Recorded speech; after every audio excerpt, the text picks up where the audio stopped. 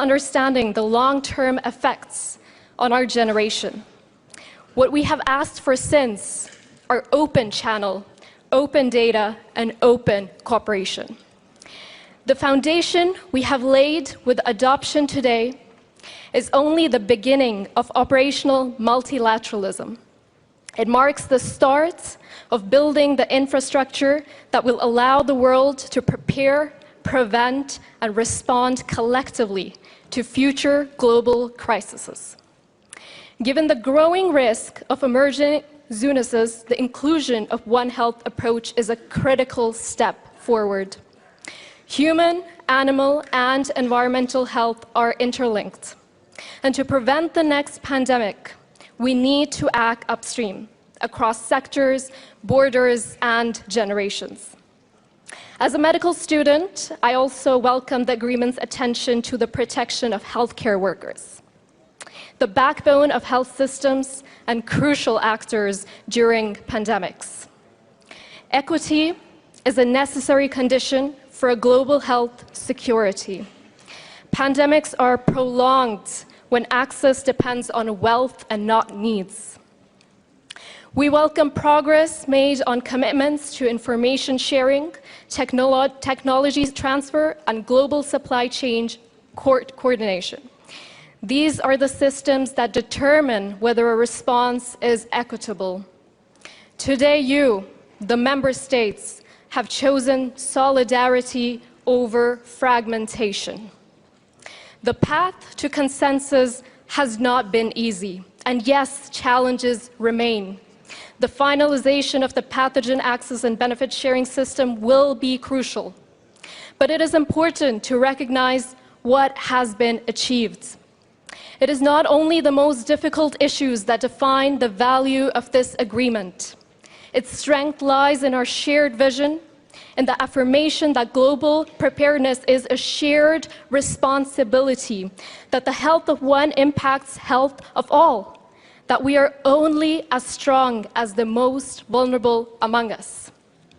Norway welcomes this resolution proud and excited, and look forward to the day we can celebrate the completion of the treaty. Thank you so much.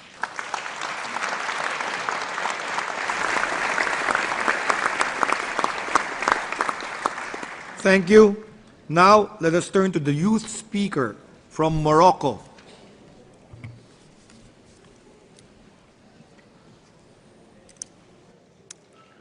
Mr. President, distinguished delegates, bonjour, assalamu alaikum, good morning. My name is Selma. I'm a medical student from Morocco, and I have the honor to deliver this statement on behalf of the youth of the Eastern Mediterranean region. We extend our sincere appreciation to the Intergovernmental Negotiating Body and its Bureau for their dedication, resilience, and vision. As youth, we recognize how crucial this moment is for today's global health governance and for the world we will inherit. It is a powerful testament to the will of the member states to work together in the aftermath of a devastating pandemic and to translate hard-earned lessons into concrete commitments, commitments that will shape the future of generations to come. We welcome the final draft as a foundation for a more coherent, youth-inclusive, and equitable global approach to pandemic prevention, preparedness, and response. This text reflects compromise, yes, but also vision. It affirms the primacy of solidarity and the urgency of stronger national health systems. For young people of our region, it represents hope, a signal that our future matters and that for our resilience is not taken for granted. Throughout the COVID-19 pandemic, young people in the Eastern Mediterranean region took initiative, creating digital campaigns to counter misinformation, supporting mental health peer networks, and stepping into frontline roles in clinics and hospitals. We believe this agreement must institutionalize such engagement. Youth must be involved not only in risk communication, but in the co-design and delivery of health promotion, community response strategies, and pandemic education. Investing in youth-led solutions, including platforms that address access to information, mental health, and continuity of education, will help ensure no one is left behind in future health emergencies. We acknowledge that key work lies ahead, particularly in finalizing a fair and functional PAPS system. Our region includes countries affected by displacement and humanitarian crisis. Youth in these settings carry heavy burdens, yet continue to innovate and serve. Their perspectives must shape how this agreement is operationalized. We urge member states to prioritize inclusive dialogue and to ensure the PAP's Annex is finalized ahead of the WHA 79. Mr. President, the youth of our region will bear the full weight of the pandemic agreement. The pandemic altered our present and disrupted our entire trajectory. Our education, mental health, career opportunities, and sense of security have been irreversibly impacted. The time to act is now. We remain fully engaged, drawing from the deep well of our shared experience. This agreement is a promise that we will live through, will not be repeated in silence. A promise that future generations will be better protected, better heard, and better prepared. As the world is watching this historic moment, we, the youth of the EMR, are ready to partner, ready to build a healthier, fairer planet we all deserve, leaving no one behind. Shukran, merci, thank you.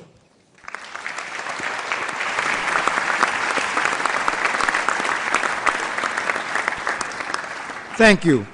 Now let us turn to the youth from the Republic of Korea.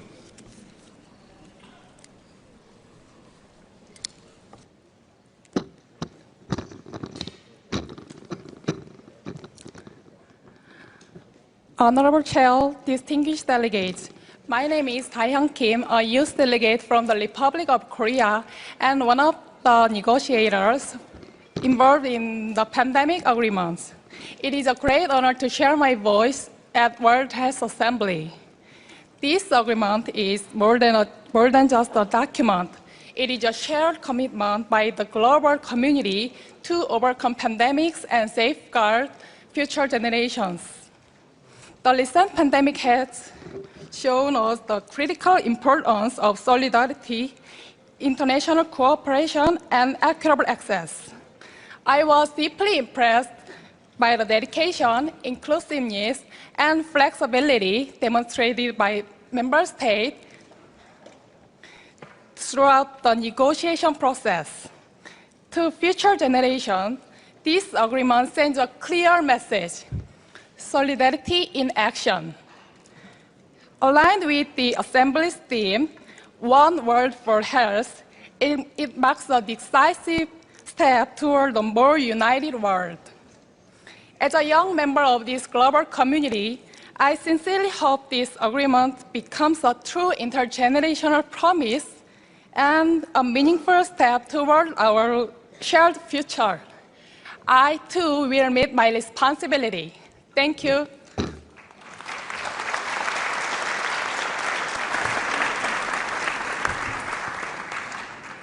Thank you. Now let us turn to the youth speaker from Ethiopia.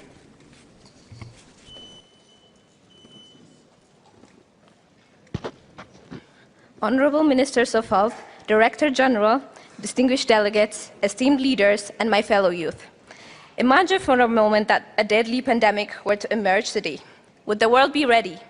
As a young person, I'm encouraged to say yes, because today I wake up knowing that we have built systems, partnerships, collective commitment capable of mounting an effective and coordinated global response through the pandemic agreement.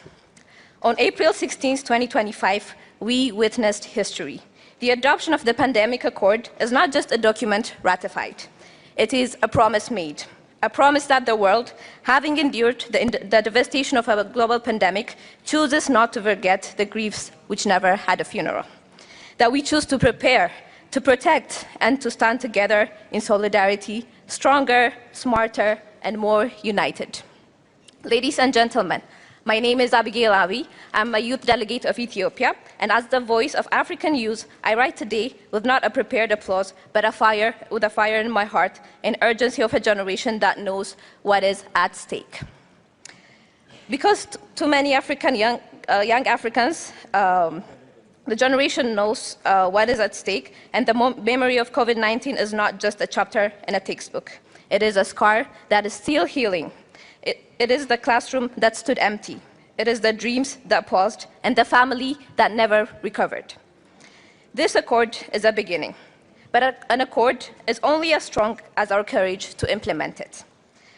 So today, to our leaders, I do not just congratulate you. I challenge you.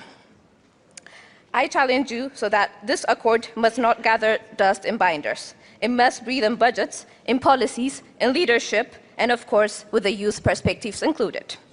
I would like to conclude by saying that the world has taken a step. And congratulations. Thank you so much. Amasaganal.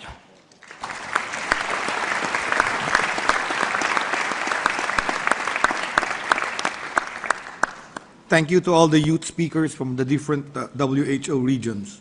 Distinguished delegates, we will now turn to the high-level segment of our agenda. This historic plenary is suspended.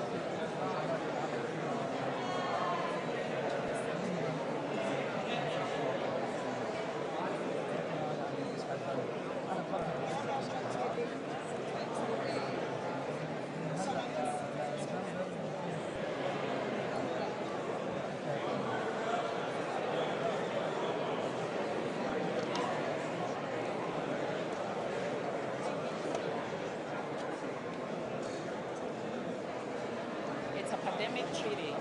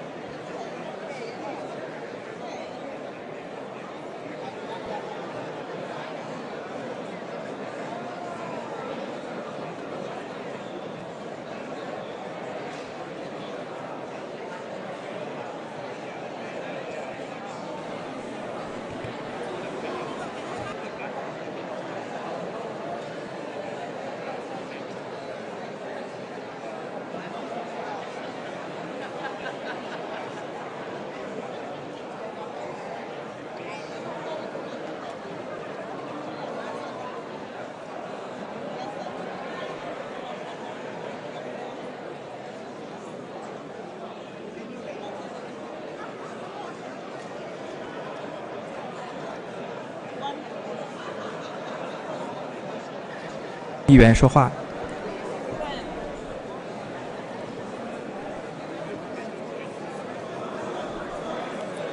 声音好像有点小。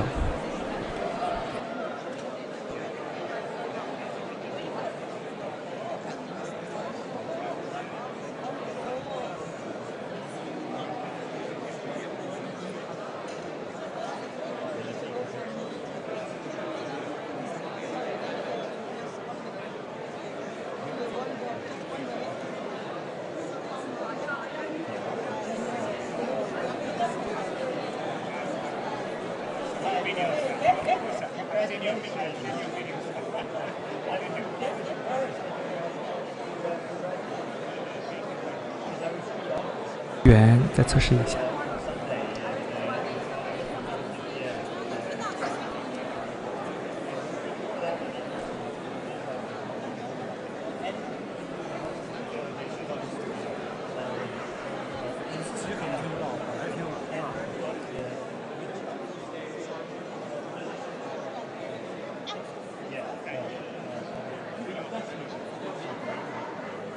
说几句话，辛苦中文议员说几句话，测试一下。不要在这说吧，是要起身吗？这个给他关掉。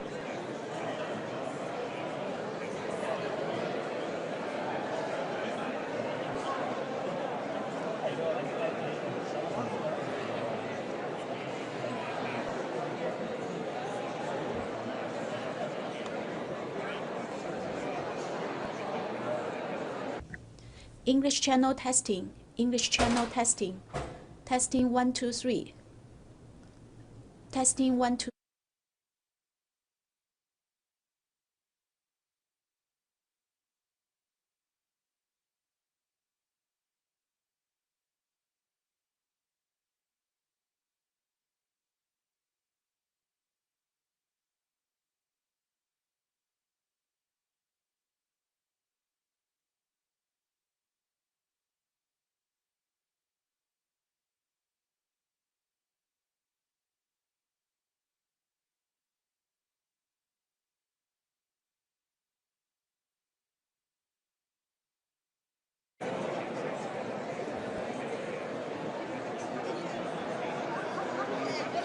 English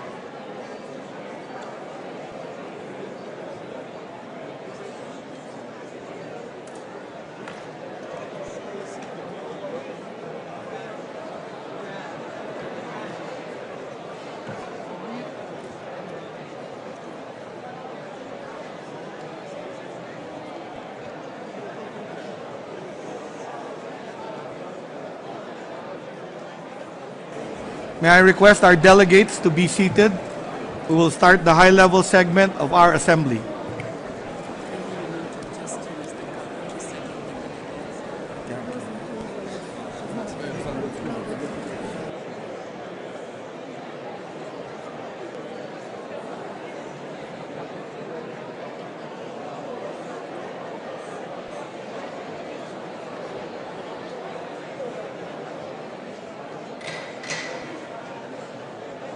This meeting is called to order.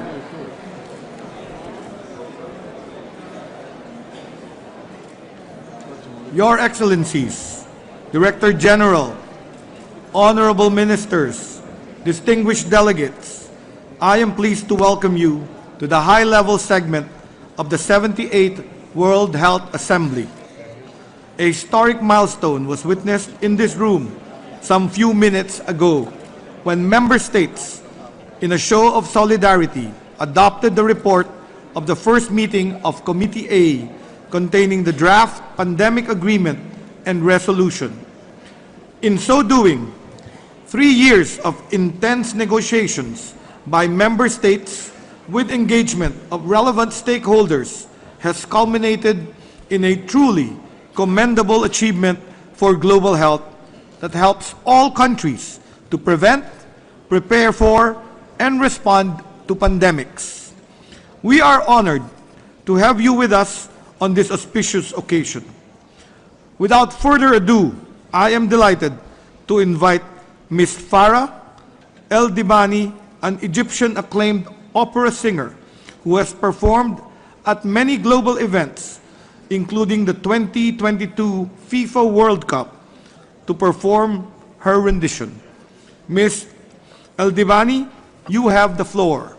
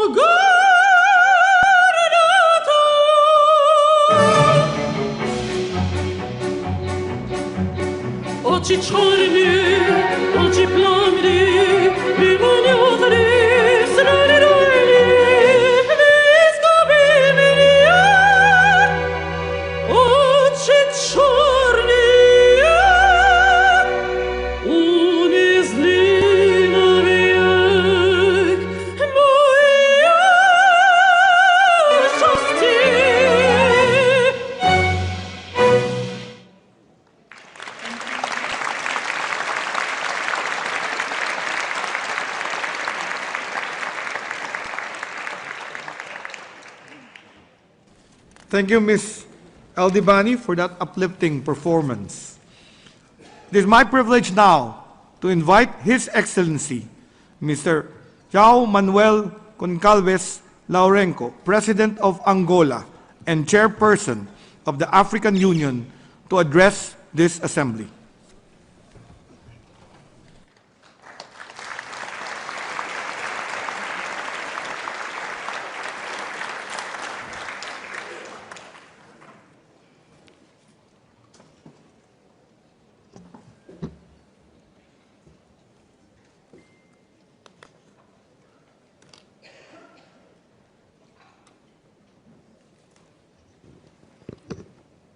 Bom dia a todos.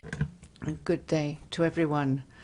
Your Excellency Teodoro Boza, President of the 78th World Health Assembly, Your Excellency Prime Minister of Croatia, Your Excellency Dr. Tedros Ghebreyesus, Director General of the World Health Organization, distinguished ministers of health and heads of delegations, esteemed partners.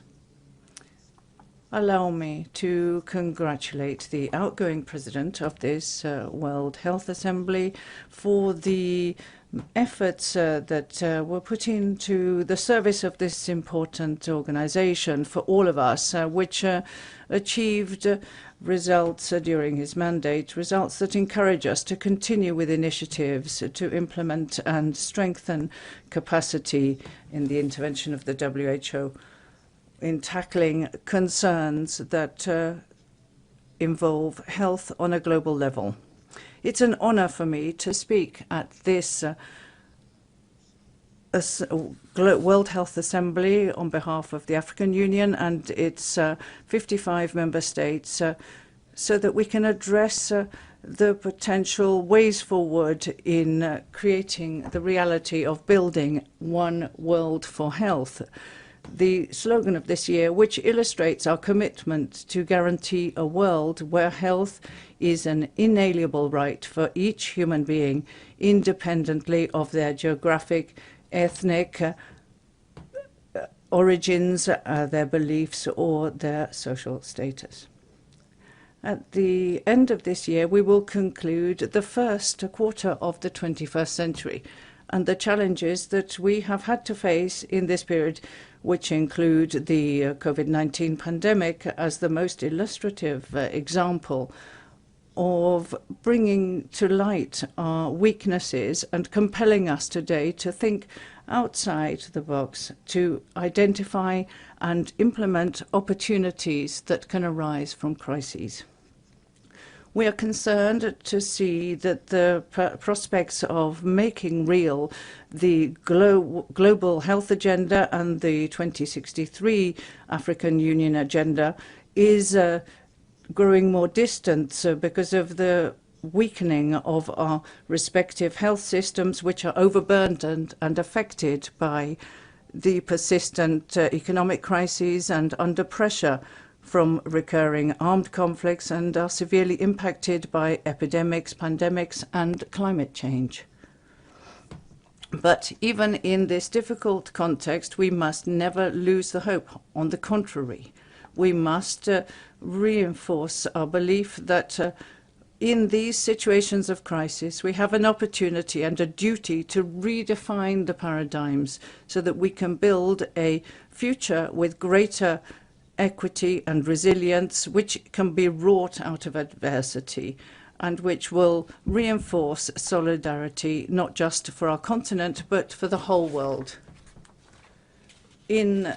Just as in the area of the environment, countries in Africa are rarely the starting point of these crises, but always are on the front line of the victims of these crises that cross borders.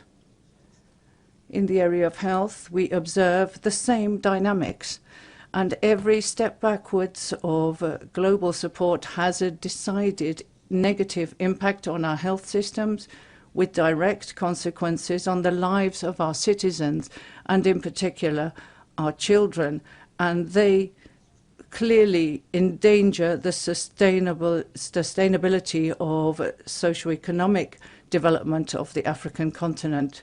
President of the World Health Assembly, Director General.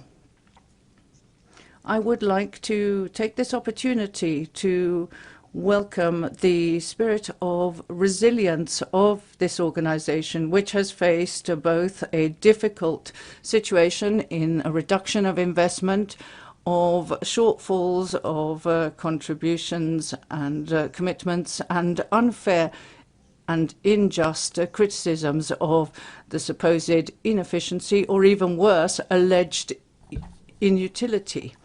My quality as the pro-tempore president of the African Union allows me to say that we all have a duty to protect and strengthen the WHO, a body which continues to be an essential partner for the majority of our countries, in particular in times of need, of suffering, and it has a great utility and opportunity through its technical programs and early warning systems that help us with the operations in the field.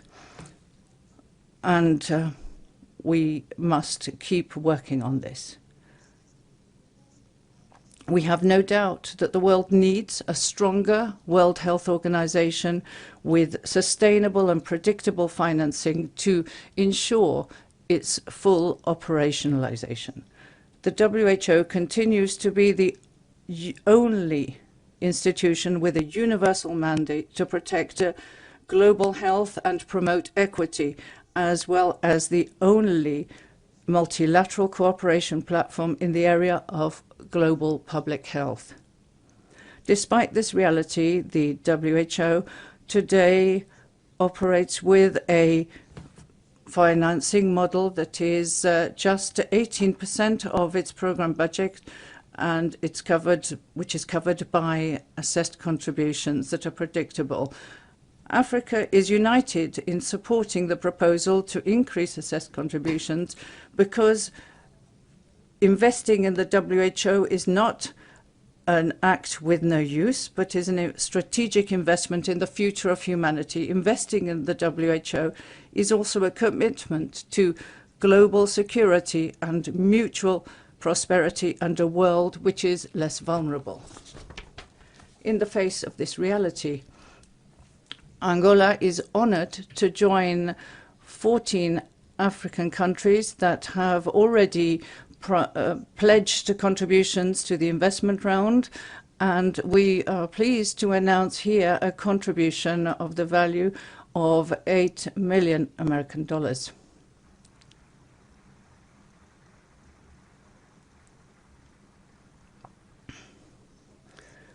So we call on member states of the organization so that they can reinforce their contributions as a gesture which is responsible and showing global solidarity in order to compensate for the support that has been withdrawn and to guarantee that the WHO can continue to play its vital role in protecting the health of people.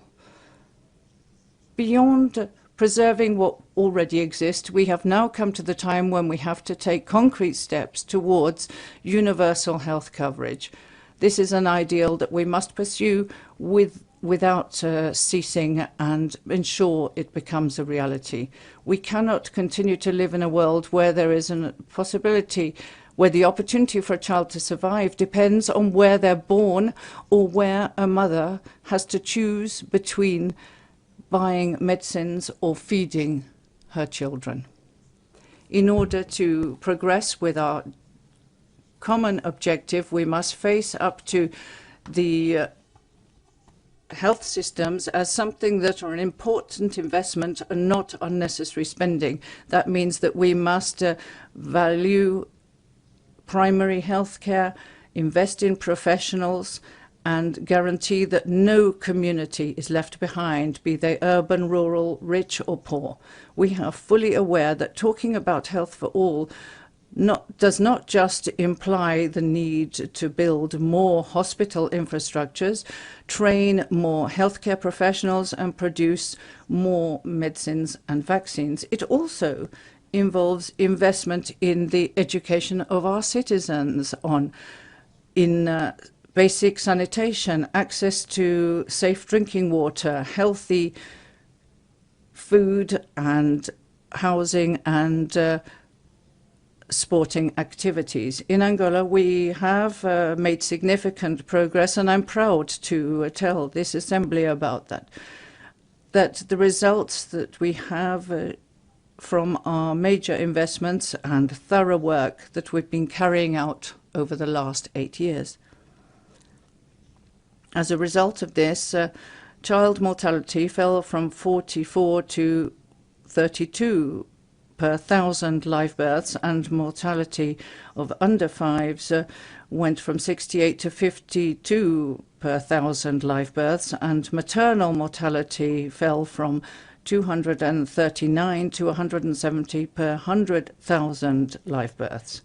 Our health care system is universal, and in order to meet the needs of the populations and put people at the center of our work, we have expanded our health care infrastructure at the 3 levels within our National Health Service, and we have moved on from 2,612 healthcare units in 2017 to 5,958 in 2024, and that includes 15 new tertiary level hospitals, 10 orthopedic rehabilitation centers, which give priority to primary health care, with more than 50% of these new units dedicated to that. We increased by 46.1% the healthcare workforce since 2017, and we initiated a wide-ranging project for specialization, which aims to train by 2028 some 38,000 doctors, nurses, diagnostics and therapeutics technicians, with a priority for family and general medicine, which aims to accelerate progress towards universal health coverage. Over the last 8 years, we have set up 538 dialysis monitors across 12 provinces, and we increased hospital beds by 20,000 in 2024. And today we have a total of 44,222 hospital beds across the country, and we increased intensive care beds by 1,409, which gives us a total of 1,609 intensive care beds throughout our country.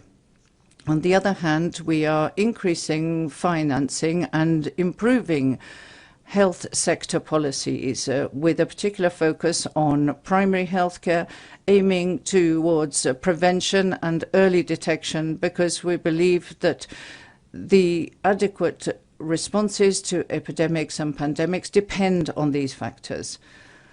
President of the World Health Assembly, Director General, ladies and gentlemen, this assembly is the ideal platform to welcome the historic consensus on the draft WHO pandemic agreement, which is more than a moral commitment, as it is the first legal instrument of this type that has been drawn up by the international community in the area of health, and which will allow in future a more systematic and wide-ranging framework for cooperation, which means that in future no country will face the next pandemic alone. The African continent contributed in a constructive way to this process, constantly defending an agreement based on equity, solidarity, and fair access to vaccines, medicines, and diagnostic tools, including local, regional production, transfer of technology, and benefit-sharing mechanisms, which is our aim, and to guarantee that by 2035, 55% of healthcare products and 50% of vaccines will be produced in our continent.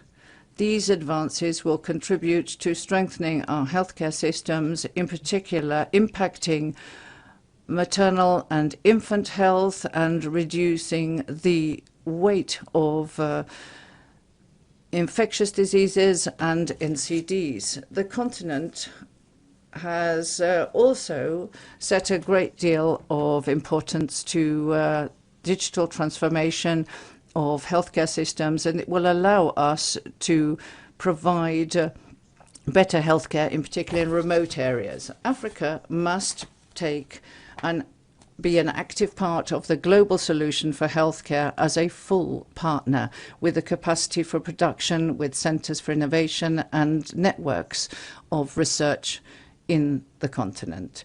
As the pro tempore president of the African Union, I welcome the imminent signing of the Memorandum of Understanding, which has been updated between the African Union Commission and the World Health Organization, which will reinforce and renew our strategic partnership.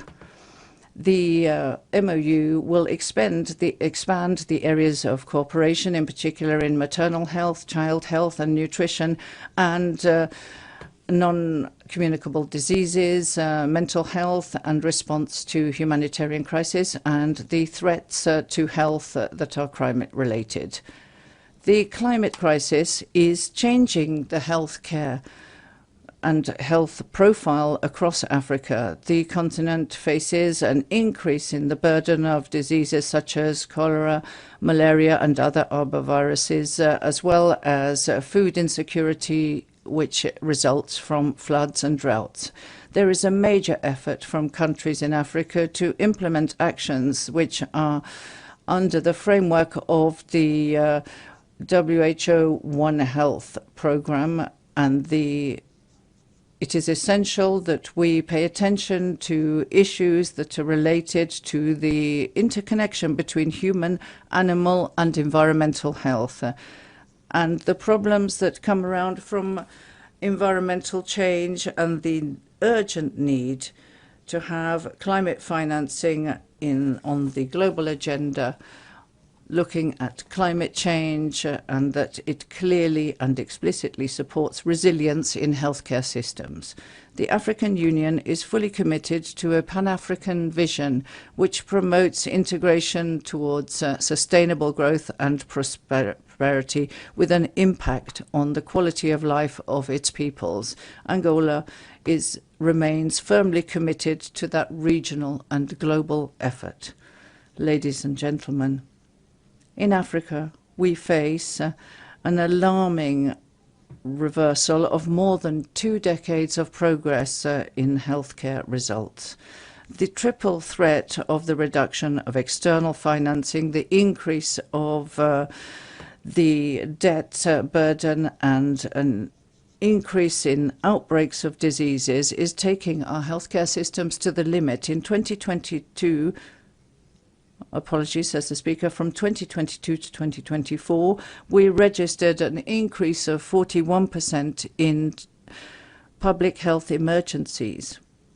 And this is the direct result of a weakened prevention of interrupted healthcare, primary healthcare services, and low investment over years.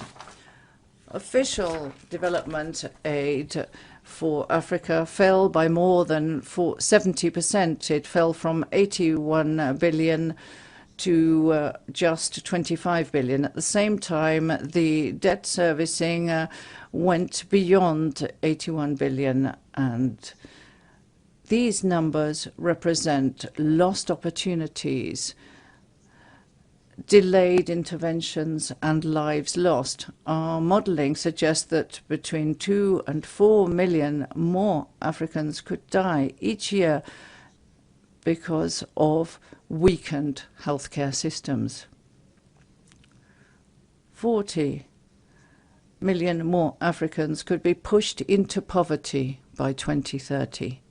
We must act decisively now And that is why the African Union adopted the vision of the Africa CDC with a continental pact to rethink financing, governance, and healthcare service provision.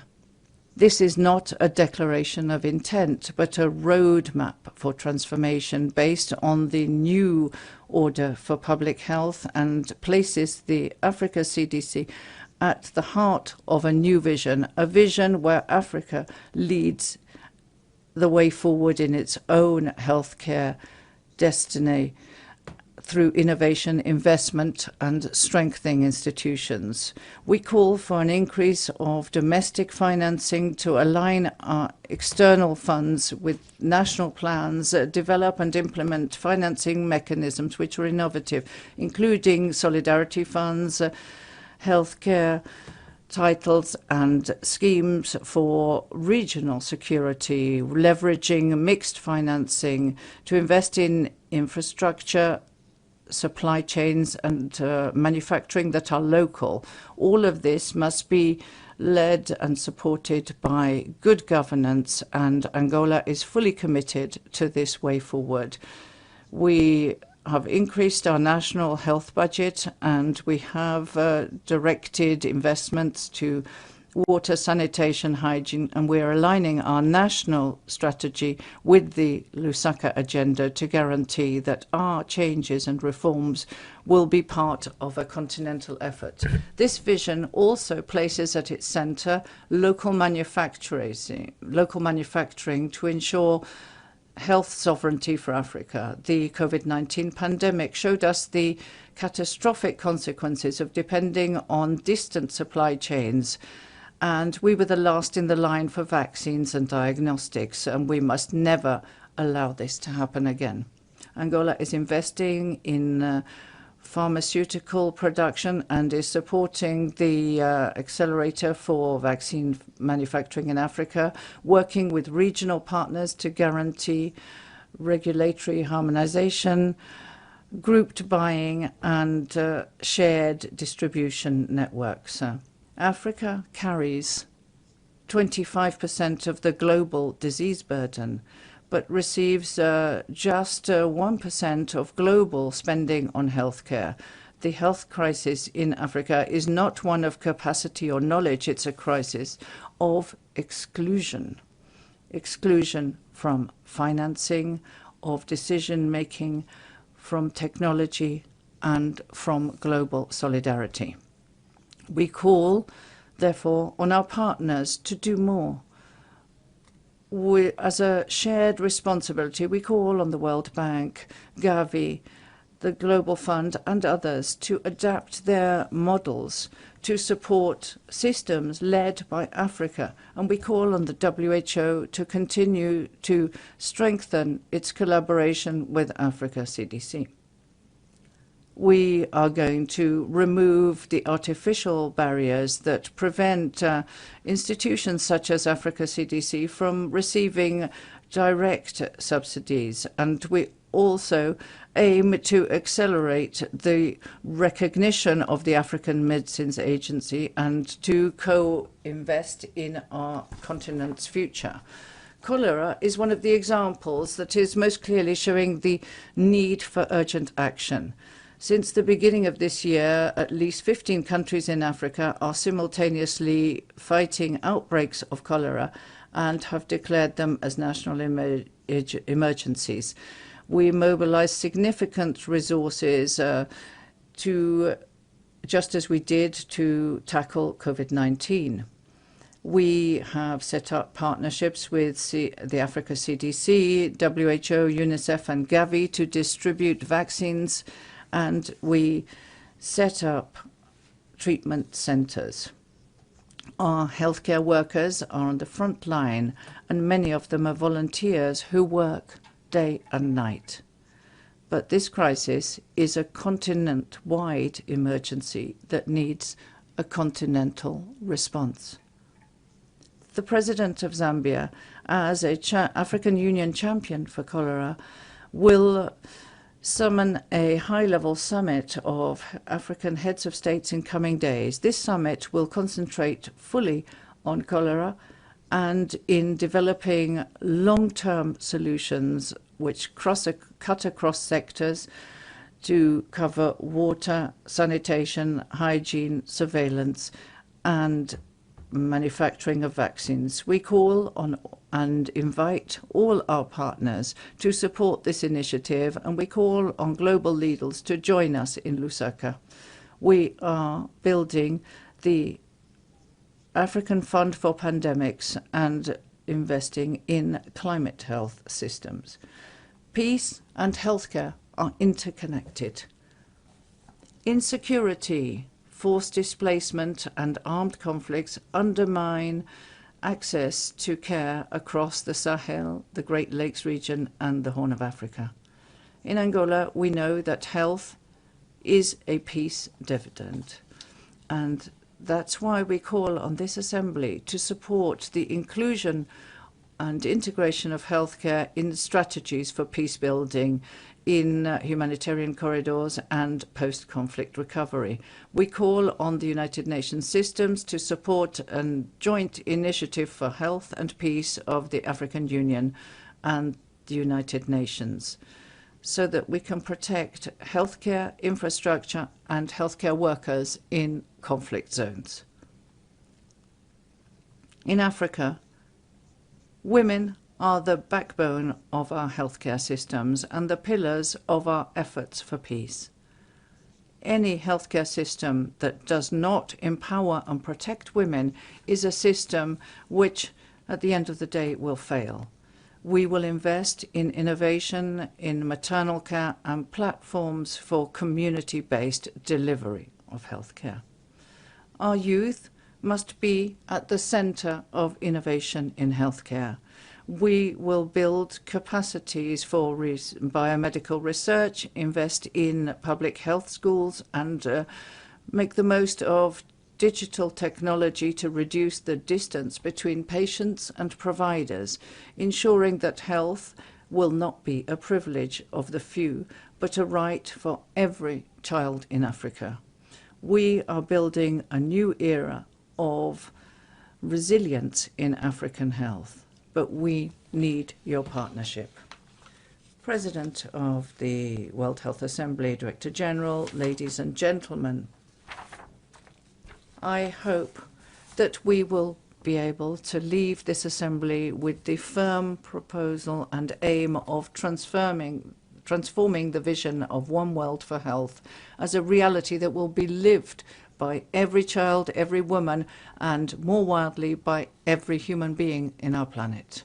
But for that to be happening, we must not forget those human beings who are in their majority innocent civilians who every day see their life and health threatened in in wars in Africa, Europe, and the Middle East, through war injuries, destruction of healthcare installations, forced displacement, and being blocked from access to the most elemental, most basic elements of human rights: food, water, and medicines that are essential to human life. Malnutrition, severe malnutrition, threatens children, women, older people, and patients through occupying armies, and this must be brought to an end so that we can still save thousands of lives in the DRC, Sudan, and the Gaza Strip in Palestine. Let this Assembly be remembered as the turning point in history when we chose solidarity instead of division, and a commitment and work instead of indecision. I repeat my call to Member States so that our support for the WHO will continue, and it will strengthen with a firm commitment in policy and responsibility. We renew our commitment to universal health coverage as an instrument that is more powerful to ensure global equity, sharing, and this is the way of fulfilling our responsibility to protect life and dignity for all. This Assembly must be remembered not for its words, but for its determination to save lives. Thank you very much for listening.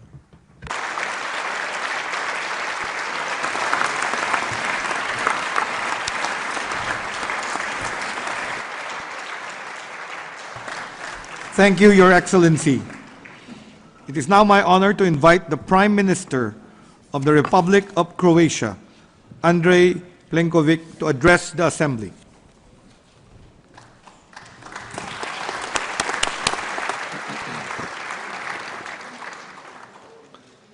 Thank you very much, President Herbosa. Thank you very much for the invitation, distinguished Director General, Dr. Tedros Ghebreyesus. My greetings to His Excellency President of Angola, João Manuel Gonçalves Lourenço, and also to the Vice Prime Minister of Government of China, His Excellency Liu Guozhong. Excellencies, ladies and gentlemen, for over 75 years, the World Health Organization has stood as a beacon of hope and a guardian of humanity's right to health, working to ensure that all people, regardless of where they live or the circumstances they face, can achieve the highest attainable standard of health. Today, in an increasingly uncertain and unequal world, it is our shared responsibility to preserve and strengthen the central role of the WHO as the leading and coordinating authority in global health. In that regard, I wish to pay sincere tribute to Director General Dr. Tedros Adhanom Ghebreyesus for his steady leadership during the COVID-19 pandemic, an unprecedented global challenge. I still recall our meeting in Davos in January 2020, which was suddenly cut short as Dr. Tedros had to return to Geneva to address a mysterious outbreak in China. The world would soon come to know it as COVID-19. In view of these past challenges, the current review of the WHO should serve as an opportunity for the organization's further institutional empowerment, reinforced mandate and long-term resilience. Our joint commitment to the concept of one world for health has never been more relevant. I am particularly proud that this shared vision continues to be shaped by the legacy of a distinguished Croatian, Dr. Andrija Štampar, one of the WHO's founding fathers and the first president of the World Health Assembly. Dr. Štampar's legacy is not only a source of national pride, but a cornerstone of modern global public health. His pioneering work laid the foundation for a people-centered, preventive and equitable approach to health. He was among the first to articulate health as a basic human right, linking it to social justice, education and economic development. Ideas that will decades later resonate in the Alma-Ata Declaration and the Sustainable Development Goals. Already in the interwar period, he brought his ideas beyond the borders of his homeland, traveling the world as an expert of the League of Nations. From 1933 to 1936, during his mission in China, he helped organize public health services and witnessed firsthand the universality of health challenges. These global experiences shaped his conviction that health is a shared human concern, transcending geography, politics, or culture. He believed deeply in the power of public health education, in strong primary care, and international cooperation as essential tools to build healthier societies. The WHO Constitution still echoes his vision. Later today, I will have the honor to join you at the unveiling of a sculpture in front of WHO headquarters, a tribute to Dr. Andrija Štampar and to all health workers around the world. This artwork, donated by the Croatian government, will stand as a lasting symbol of our shared commitment to public health and international solidarity. Following Dr. Štampar's principles, Croatia has built a solid national health system. grounded in equity and universal access. While we continue to make historic investments domestically, we remain a steadfast advocate of global health security. Our active support for the WHO pandemic agreement reflects our commitment to better preparedness, prevention, and response to future health emergencies. As a founding member of the group of friends of the treaty, Croatia is resolute in its dedication to building a safer and more resilient world. Yet our engagement goes beyond treaties. Croatia believes deeply in the transformative potential of the Sustainable Development Goals and the 14th General Programme of Work. These frameworks are not merely aspirational. They offer a practical and strategic path towards a healthier and more equitable future for all. We are particularly proud that Croatia currently ranks 8th globally in the SDG implementation, making steady progress in health-related targets. We remain committed to true partnership because in an interconnected world, only solidarity ensures resilience and progress. In recent years, Croatia has played a proactive role in strengthening health emergency preparedness. At the last year's World Health Assembly, our initiative led to the adoption of the first ever resolution on strengthening health emergency preparedness for disasters resulting from natural hazards. This milestone underscores our deep commitment to patient safety, health systems resilience, and the protection of the most vulnerable. We promote an all-hazards approach that integrates the One Health framework, disaster risk reduction, and strong primary care. In a world where crises, whether pandemics or climate-related disasters, are more frequent and complex, such integrated preparedness is not optional, it is essential. However, our leadership in health extends well beyond preparedness. Croatia has led the consultation process for the resolution on strengthening support for the health workforce and the development of the WHO Action Plan for Health Workers. This reflects our long-standing commitment to capacity building, education and support for those who dedicate their lives to safeguarding public health. In this spirit, and drawing inspiration from Dr. Štampar's visions of public health education, Croatia is committed to supporting the global expansion of the WHO Academy and broadening access to health workforce training. We are guided by a clear conviction. Strengthening global health begins with empowering those who deliver it. Excellencies, ladies and gentlemen, recent crises have delivered a sobering but essential lesson. We must remain alert to the diverse and evolving nature of health threats, whether caused by human activity, emerging risks, or natural phenomena. In a world of interlinked risks, only coordinated global action can deliver lasting solutions. Croatia remains fully committed to working with all partners to confront these challenges, protect the most vulnerable, and uphold the principle of universal access to equality healthcare. In this context, sustainable financing of the World Health Organization is not a technical issue, but a strategic imperative. A financially stable WHO is not only a symbol of our collective commitment, it is a functional necessity. Sufficient, reliable, and long-term funding is vital for WHO to effectively lead, coordinate, and deliver on its global health mandate, enabling timely responses to emergencies and meaningful support where it is needed most. Investing in health is not an expense, it is a strategic investment in our shared security, stability, and prosperity. A strong and resilient health systems form the bedrock upon which all other progress is built. Guided by the Sustainable Development Goals and the 14th General Programme of Work, let us join forces to build a future where every person in every part of the world has access to the care they need and rightfully deserve. As Andrea Štampar wisely reminded us, the issue of public health and the work on its improvement should be a task for everyone. May this enduring principle continue to guide the mission of the World Health Organization. Croatia, for its part, will remain a dedicated and active partner in this shared journey toward a healthier and fairer world. Thank you very much.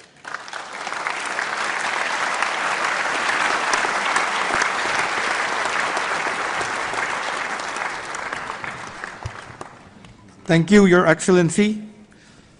I'm now pleased to invite the President of the French Republic, His Excellency, Mr. Emmanuel Macron, for his remarks.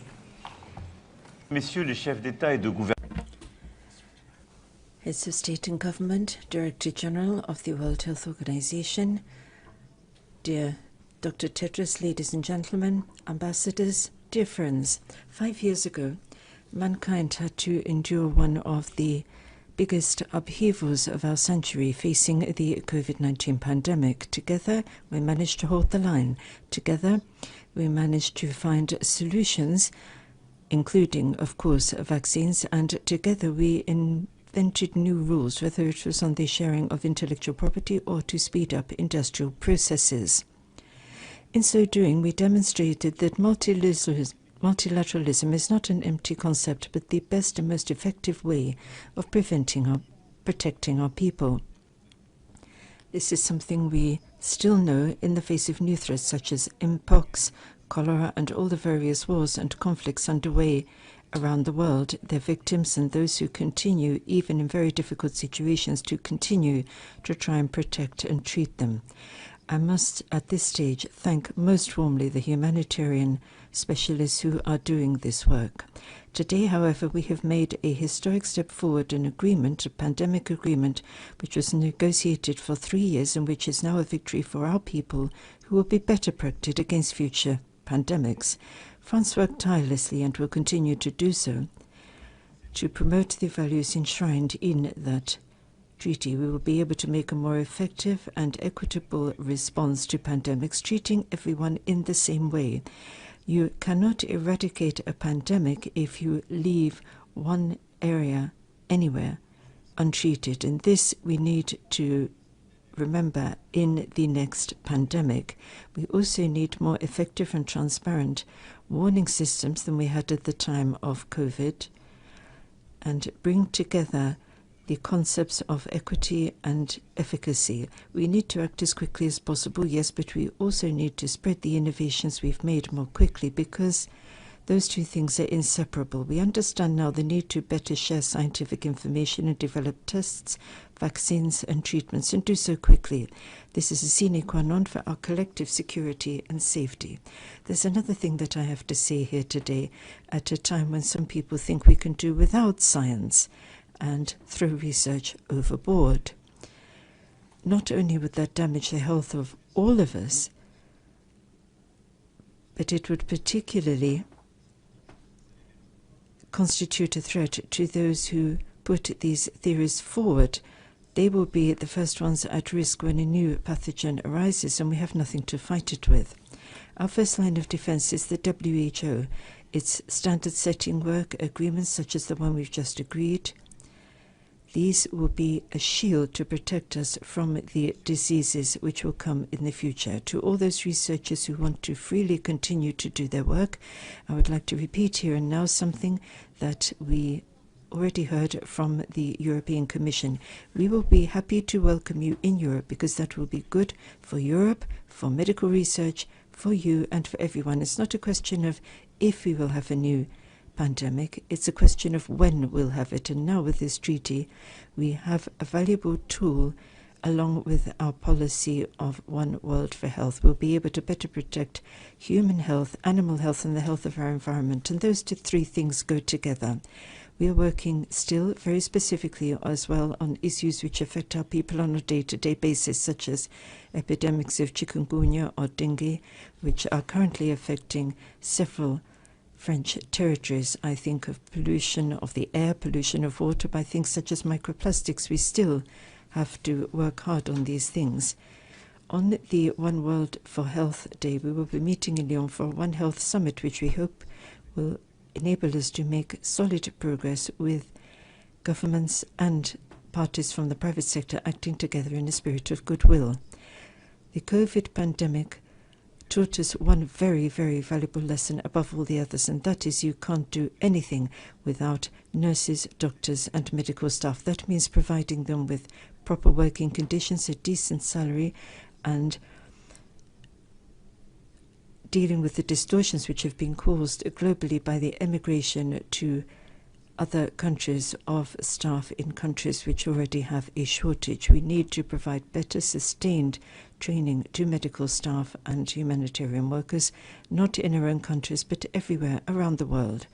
On this agreement, one final point. This will help us to increase the production of medical products needed to save lives during a pandemic around the world. France has been pushing this alongside you, Dr. Tedros, for many, many years. For example, in the RN messenger production hub in South Africa, which is now working with dozens of other countries. I'm also thinking of the vaccine accelerator in Africa, which has a budget of $1 million and which we launched with Gavi in Paris some time ago. This agreement also signals a victory of multilateralism over divergence and fragmentation, a victory of determination over indifference. It proves what we all know, that human lives should prevail over other narrow-minded interests. Thank you to all of you who fought so hard to get this agreement, especially those who chaired the INB from France and South Africa. In adopting this agreement, we are doing so because we strongly believe that protecting people's health means also protecting peace, security, the stability of our planet and our countries in the future. Ladies and gentlemen, Dr. Tedros, you may rely on strong support from France as we continue to reform and overhaul our World Health Organization so that it can emerge stronger and better equipped to tackle tomorrow's challenges. Thank you very, very much from me for all that has been done to bring this treaty about, and I hope that continues in the future. I wish you an excellent assembly. Thank you. Thank you, Excellency. I now have the honor to invite the President of the Republic of South Africa, His Excellency, Mr. Cyril Ramaphosa, to deliver his statement. Your Excellencies, ladies and gentlemen and friends, since its establishment, the World Health Organization has been the custodian of global health and well-being. It has saved millions of lives and continues to do so. As the international community, we salute the role that WHO continues to play in safeguarding the health security of the peoples of this world. The World Health Assembly is meeting at a time when we are confronted by global health challenges that are complex and interconnected. These include pandemics, antimicrobial resistance, non-communicable diseases, and growing health risks associated with climate change. To meet and overcome these challenges, we must deepen international cooperation. We must sustain investment in health and find innovative solutions that safeguard the health and well-being of all. Our experience of the COVID-19 pandemic exposed the fragilities of the international system as we witnessed how poorer countries were being pushed to the margins in the global scramble for treatment and care for their people. At the same time, there were laudable acts of cooperation between countries and within the international community. The pandemic was a stark reminder that collective action is key to achieving sustainable global health systems. The principle of equity must guide all our endeavors. As President Nelson Mandela said, health cannot be a question of income. It is a fundamental human right.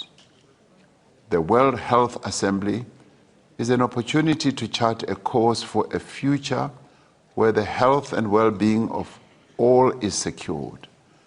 As the countries of the world, we must support every effort to enable the WHO to fulfill its mandate. South Africa is hosting the G20 this year under the theme Solidarity, Equality, and Sustainability. We are using our G20 presidency as South Africa to champion universal health coverage, pandemic preparedness, addressing non-communicable diseases, and equitable health financing. We wish the 78th World Health Assembly well in its deliberations. Together, let us expand the frontiers of health innovation, health equity, and health access. Let us leave no one behind. I thank you.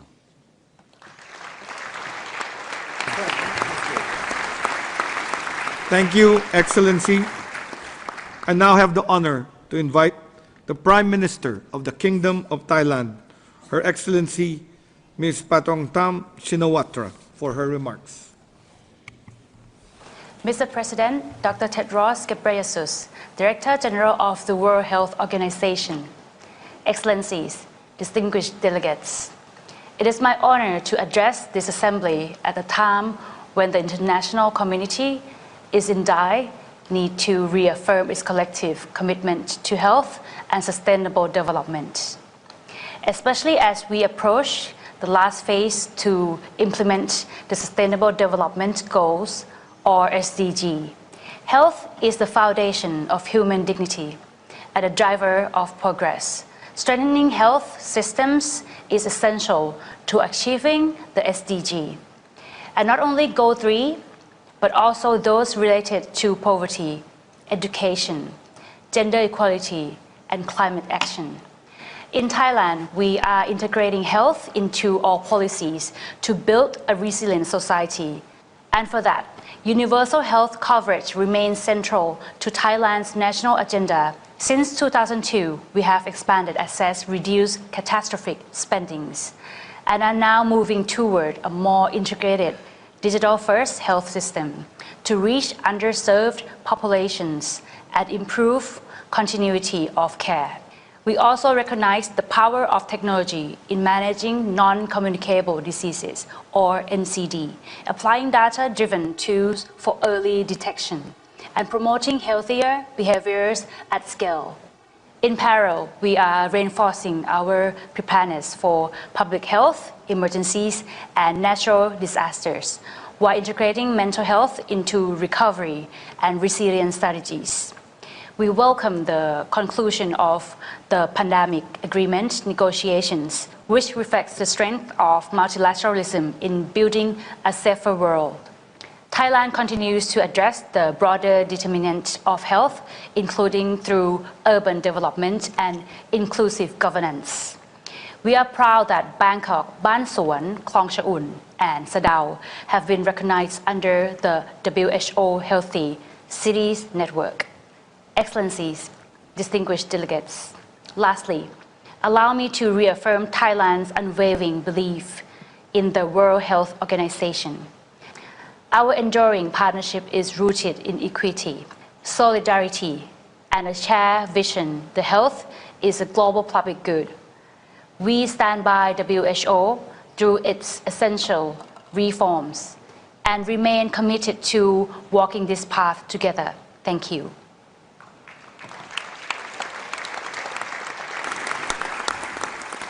Thank you, Excellency. Before we proceed further with the statements from our other high-level guests, I would like to invite a performance from two exceptional Filipino artists whose voices have graced global stages. Elaine Vibal, a prize-winning soprano, and Eunice Miller, a classically trained soprano. You have the floor.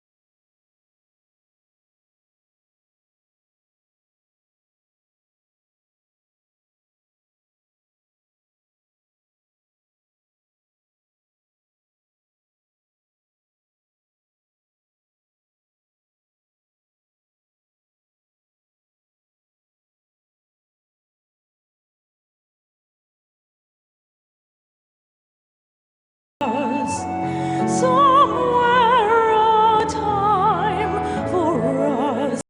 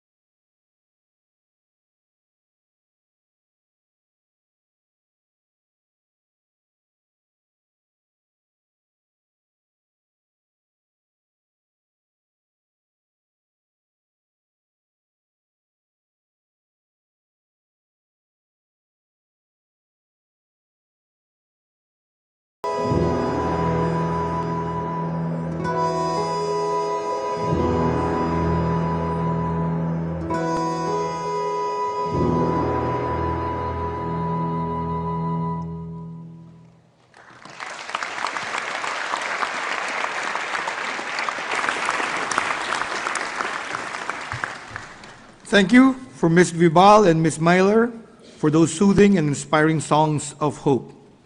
I now have the honor to invite the Vice Premier of the State Council, People's Republic of China, His Excellency, Mr.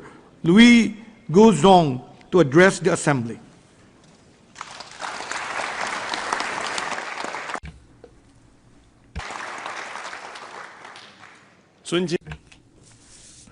Your Excellency, President of the World Health Assembly, Teodoro Herbosa, Your Excellency, Director General Tedros Adhanom Ghebreyesus, dear delegates, ladies and gentlemen, friends, good morning. I'm happy to be invited to the high-level welcoming ceremony of the 78th World Health Assembly. On behalf of the Chinese government, I would like to warmly congratulate the convening of the Assembly and the adoption of the WHO Pandemic Agreement. 5 years ago,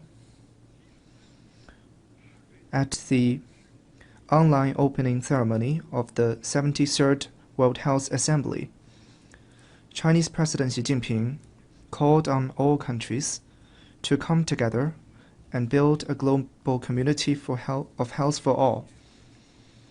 During the COVID-19 pandemic, China shared pandemic-related information and prevention, control, and treatment experience with the world with no reservation at the earliest possible time. China overcame difficulties and provided pandemic response supplies to more than 150 countries, including the United States, and sent 176 batches of medical workers to 57 countries that can add up to 3,000. China stays true to its commitment of advancing the building of a global community of health for all. China is responsible and constructive on the matters of COVID. China's role and contribution has been widely recognized by the international community. Any attempts to smear China and the WTO will prove futile. The world is now facing impacts of unilateralism and power politics, bringing major challenges to global health security. As pointed out by President Xi Jinping, multilateralism is a sure path to address the difficulties and challenges faced with the world. China strongly believes that only with solidarity and mutual assistance can we create a healthy world together. Ladies and gentlemen, the Chinese government put people and life first. It firmly adopts a development path that prioritizes health and is promoting health coverage for all. It is now home to the world's largest medical and health service system, with Chinese people's level of health continues to go up. At the same time, China actively participates in the global health governance. It keeps coordination with the WHO in responding to public health events, experience sharing, formulating international rules, providing overseas health assistance, and various other fields.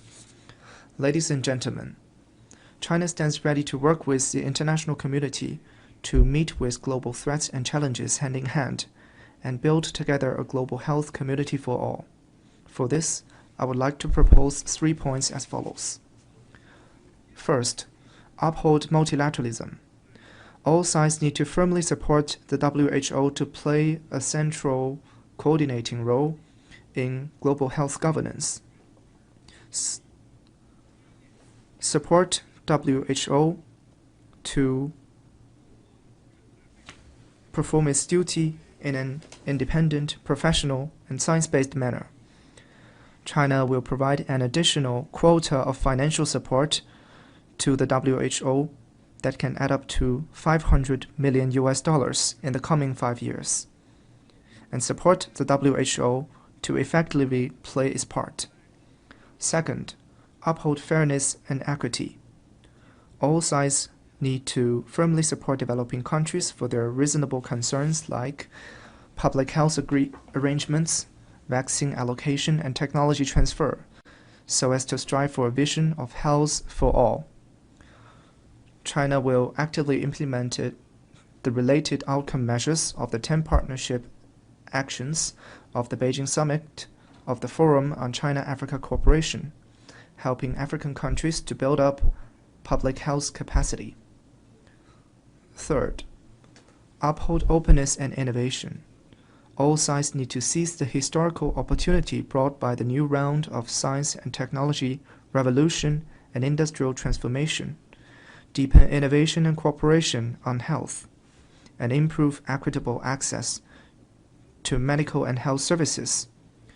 China will cooperate with Belt and Road participating countries to launch more small and beautiful livelihood projects in their health sector, so as to add to the sense of gain for people from those countries in health.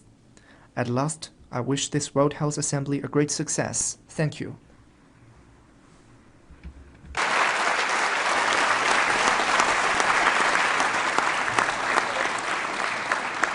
Thank you, Your Excellency. I now have the honor to invite the Secretary General of the United Nations, His Excellency, Mr. Antonio Guterres, to give his remarks. The goal to promote health, keep the world safe, and serve the vulnerable. This is the long-standing mission of the World Health Organization. And it is especially crucial at a time of deep reductions in funding for health and development, even while military spending reaches record highs. Now more than ever, our world needs a coherent global health architecture that responds rapidly to crises and strengthens protection and well-being for all. The COVID-19 pandemic highlighted deep gaps in collective preparedness and served as a powerful reminder that no one is safe until everyone is safe. The WHO pandemic agreement builds upon these lessons and reflects the power of multilateralism in action. After years of negotiation and compromise, you have come together to consider this landmark agreement, recognizing that global health emergencies demand global responses. If adopted, this will be only the second international health convention under the WHO Constitution after the Global Convention on Tobacco Control, which came into force 20 years ago. So I urge you to make history, to strengthen global preparedness against pandemics, to ensure equity and solidarity in responding to health threats, and to uphold the promise of health as a fundamental human right for this generation and the next. But health is about more than emergencies. The upcoming high-level meeting of the General Assembly on the prevention and control of non-communicable diseases and the promotion of mental health offers a crucial opportunity to improve countless lives. Progress towards universal health coverage is essential to building resilient systems grounded in primary care and delivering the 2030 Agenda. I also urge you to match ambition with resources by strengthening investment in the World Health Organization and ensuring the sustainability and predictability it needs to build a healthier, safer and fairer world for all.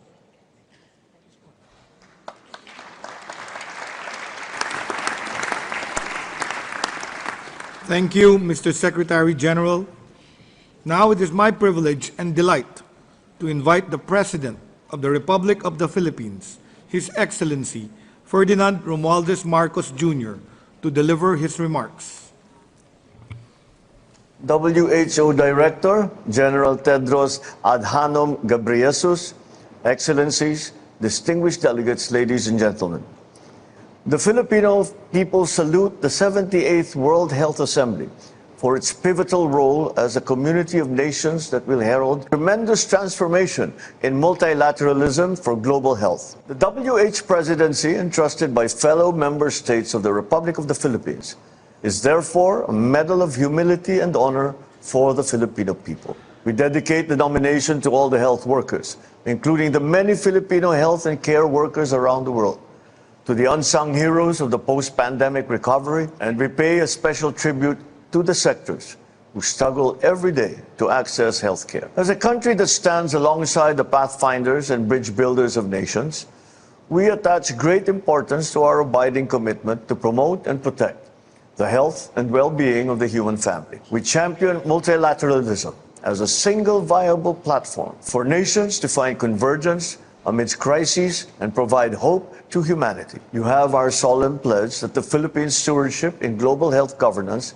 will remain a testament to the alignment and support of our domestic policies and investments to global solutions to transnational challenges in health. For the year 2023 to 2027, the government of the Republic of the Philippines takes on leadership roles in various multilateral fora for health, including the Stop TB Partnership Board, the UN Health for Life Fund Steering Committee, Pandemic Fund Governing Board, and the UNAID Programs Coordinating Board. We are also privileged to have hosted the Philippine Pacific Health Initiative and the 7th Global Ministerial Summit. We look forward with anticipation to the Philippine hosting of the ASEAN Health Cluster meetings. The Philippines hosting of the WHO Western Pacific Regional Office in Manila for 74 years is an attestation of our commitment to the WHO and is an important part of our shared history with the organization. Excellencies, as one of the founding members of the WHO, the Philippines has always attached utmost importance to public health and to equity. The WHO family has come a long way with the pandemic agreement, which aims to operationalize equity in pandemic prevention, preparedness, and response. It is also poised to be adopted by this pivotal health assembly. With our stature as a community of nations, the pandemic agreement will fuel our actions to show that we can change the status quo, marked by striking inequities towards a world of solidarity and fairness if member states listen to each other and commit to work together towards a common vision. Strengthening multilateralism is not an option. This is our common obligation. The world looks to this assembly to deliver urgent actions, including sustainable financing and resolutions on the concerns of health and care workforce, disease response, and the pandemic agreement to revitalize the World Health Organization. All member states will win with our shared conviction that our multilateral initiatives will protect the most vulnerable and reach those furthest behind. We are the WHO, and together we will play a central role in advancing towards the achievement of the Sustainable Development Goals and to bring the WHO closer to the communities. On behalf of the Filipino people, I congratulate Dr. Tedros for his resilience and excellent leadership. I extend my very best wishes and goodwill to the WHO family of member states forever bonded by international and intergenerational solidarity. Thank you.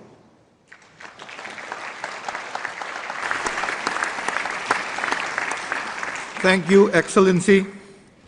I now have the honor to invite the President of Peru, Her Excellency Dina Boluarte Segarra, for her remarks.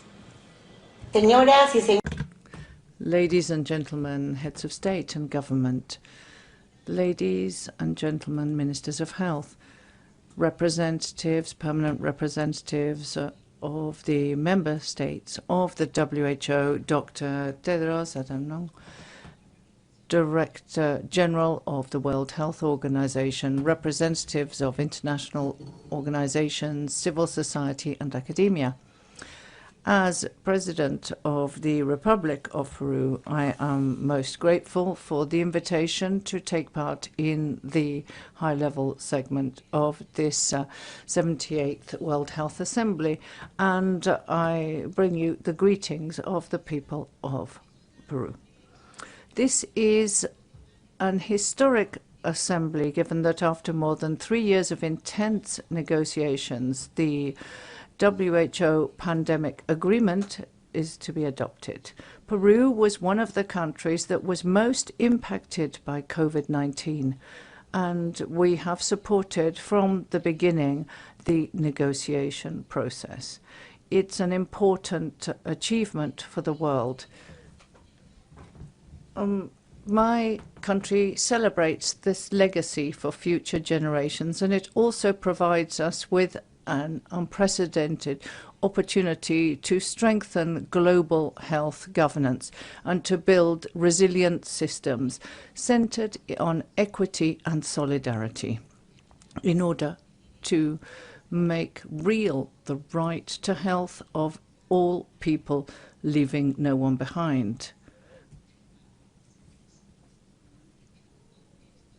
In a context of a health crisis, we need more unity and less fragmentation. Health security throughout the world will only be achieved through cooperation, and that's why the slogan of this world, One World for Health, is ever more valuable. In line with this aim and aspiration, we have been promoting a greater understanding of the impacts of climate change and plastic contamination on health. And on the other hand, Peru has progressed in the early detection and giving priority to cancer treatment, in particular with the aim of ending cervical cancer by 2030, and that's why 99.73% of the population is now covered and affiliated to a health insurance system. And we have services through integrated networks with a focus on primary health care and active participation of 1,659 health committees so that we have equitable access and to ensure that we improve healthcare and health. Peru would like to reaffirm its commitment to the work of the WHO in complex times such as those we are currently living in. The world needs to keep working towards multilateralism, solidarity, and as guiding principles that will help us overcome current and future challenges in the world. Thank you very much, and I wish you every success in the Assembly.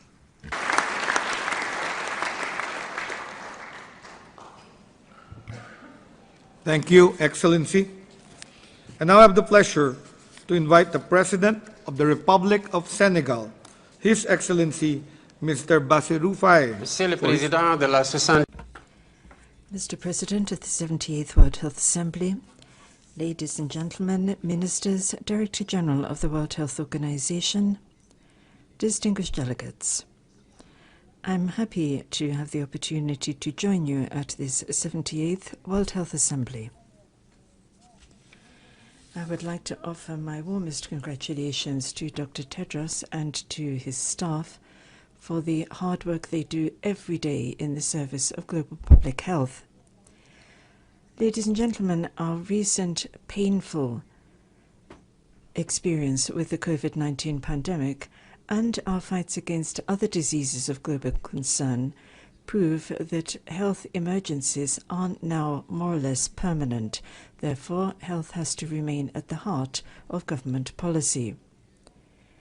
We are all equally vulnerable in the face of diseases that sweep across political borders, and that goes for all of us, whatever the economic and social level of development of our countries. We need each other. Our collective salvation lies in cooperation, not in the pursuit of narrow-minded national interest. It is therefore essential that we pool our resources, that we invest in research, that we engage in innovation and develop our infrastructure so as to ensure that we can build sustainable, resilient, and equitable health systems. We have undertaken ambitious reforms, developed priority programs, and strengthened our health infrastructure in precisely that spirit of partnership. Today, Senegal's National Pharmaceutical Regulatory Authority has achieved maturity level 3, and we have WHO certification for a Type 2 medical emergency response team. That means that we can respond effectively to health crises, not only in Senegal, but beyond Senegal's frontiers too.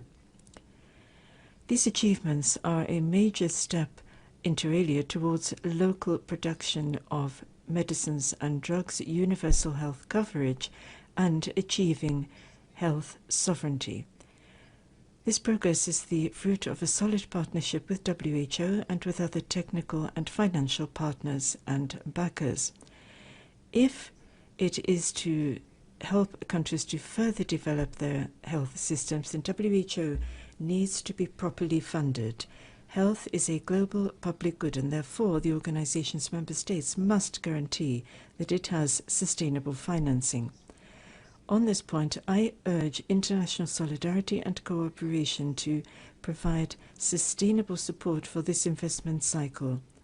It will be a major key to improving global health security.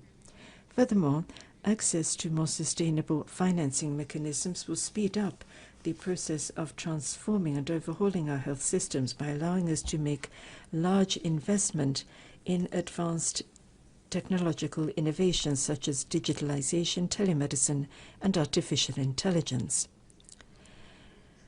On behalf of my country, Senegal, I would like to reiterate our commitment to work with WHO and all other nations to build a future where health for all isn't just a dream any longer, but something that everybody can live and enjoy every day.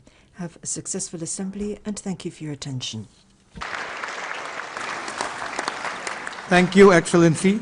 I have the pleasure to now invite the President of Mongolia, His Excellency Mr. Kurelesus Ukhna. Эрхэм мөндөд чуулганы дарга Дэлхийн эрүүл мэндийн байгууллагын ерхий захирлаа, эрхэм мөндөд төлөөлөгчд, хатагтай ноёдоо. Хүндрэлтэн бидний хамгийн эрхэм баялаг болох мэндийн асуудлыг хэлэлцэхээр Warm greetings from Mongolia, the land of eternal blue skies and rich history, to all of you gathered here from around the world to discuss one of humanity's most precious values, health. I wish you great success in the work. The COVID-19 global pandemic has clearly demonstrated the critical importance of being prepared for future pandemics, implementing preventive measures, responding effectively, and building resilience. In response to those lessons, the World Health Organization has initiated the development of the WHO Convention Agreement or other international instrument on pandemic prevention, preparedness and response.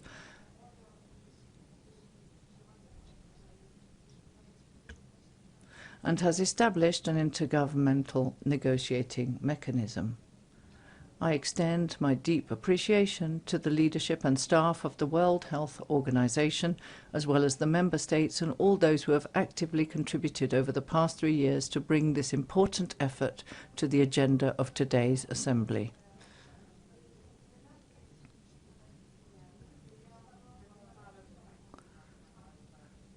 I believe that this multilateral mechanism, born from solidarity and cooperation, will significantly contribute not only to the health and well-being of people around the world, but also to future generations by shaping effective health protection policies.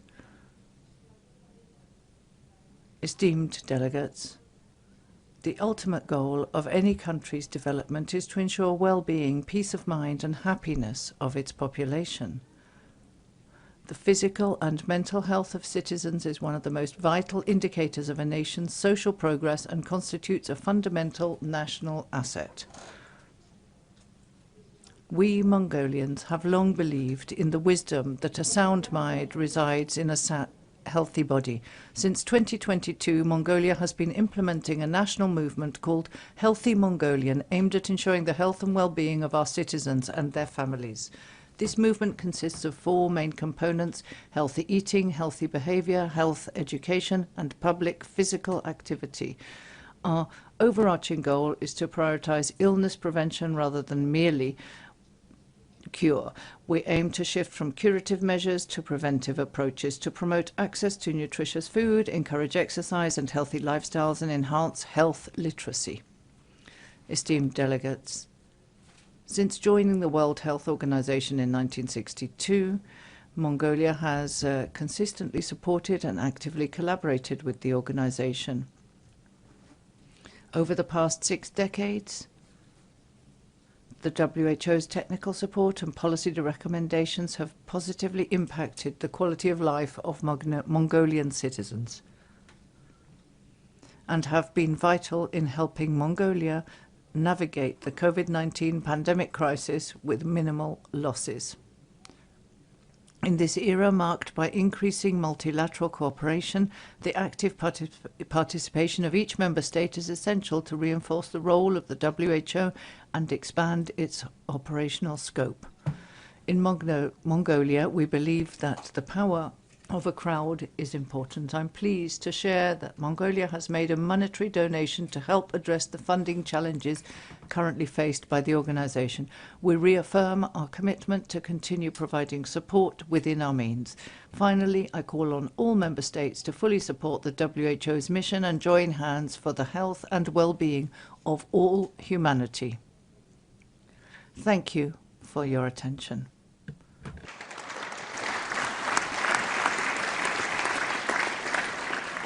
Thank you, Excellency. We shall now resume plenary under Agenda Item 8, Report of the Main Committees. It is my great pleasure to invite the Director General of the World Health Organization, Dr. Tedros, to give his remarks.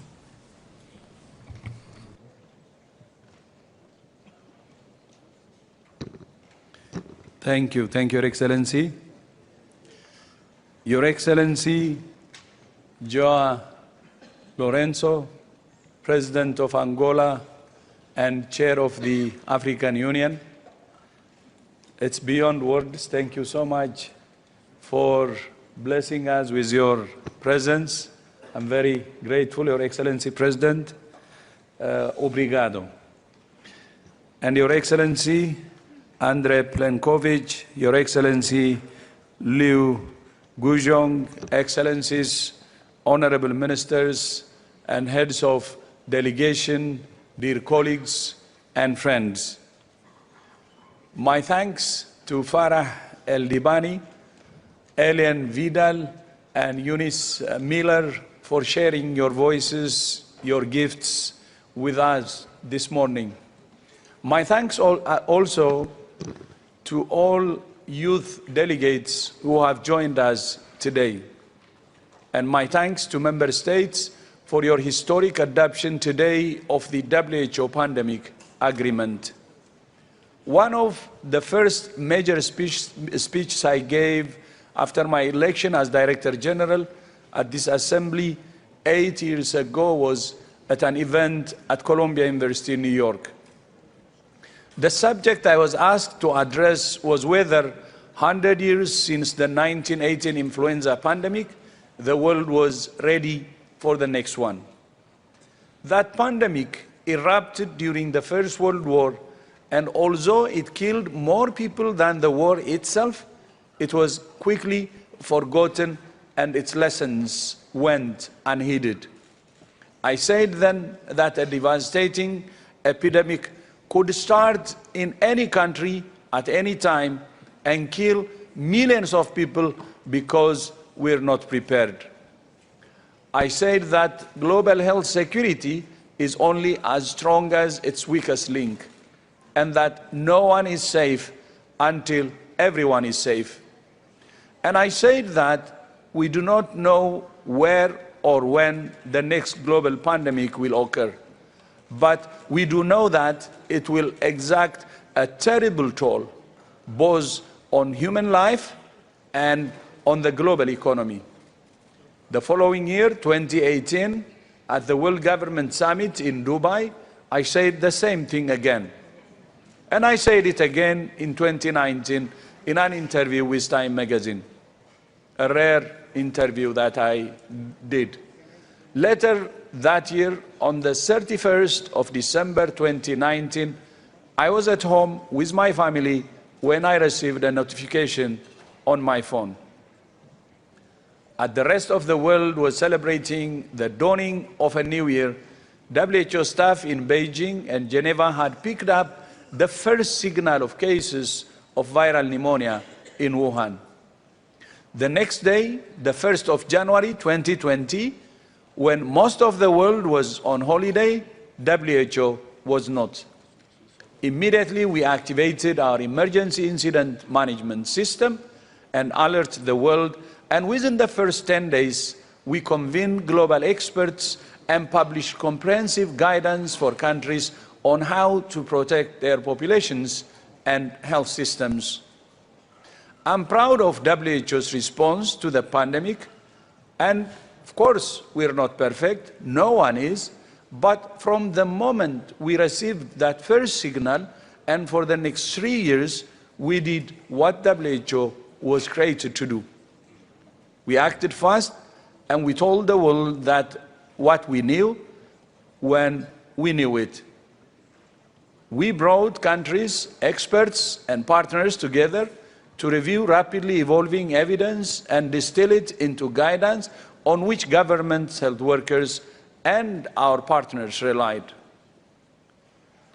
We worked to give member states the evidence, the advice, and the tools to protect their people. And we did it all based on evidence, data, and our values of equity and solidarity.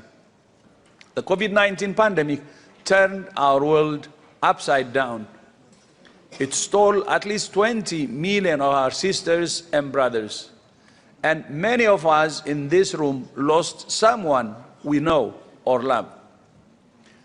It took a terrible toll on health workers who worked under extreme conditions, often without the equipment they needed. It wiped more than $10 trillion from the global economy. It damaged or destroyed the livelihoods of countless people. It pushed millions into poverty. It interrupted the education of millions of students. It took a heavy toll on the mental health of countless others who suffered from fear of the disease or the loneliness of isolation. It gave rise to torrent misinformation and disinformation that undermine trust in science and institutions, a trust deficit that remains to this day. And it exacerbated political tensions within and between nations. Just over 2 years ago, I declared an end to COVID-19 as a public health emergency of international concern. The crisis has passed, but the scars remain. Millions of people continue to suffer from the lingering effects of long COVID, and the social, economic, and political aftershocks continue. The pandemic has ended, but we still don't know how it started.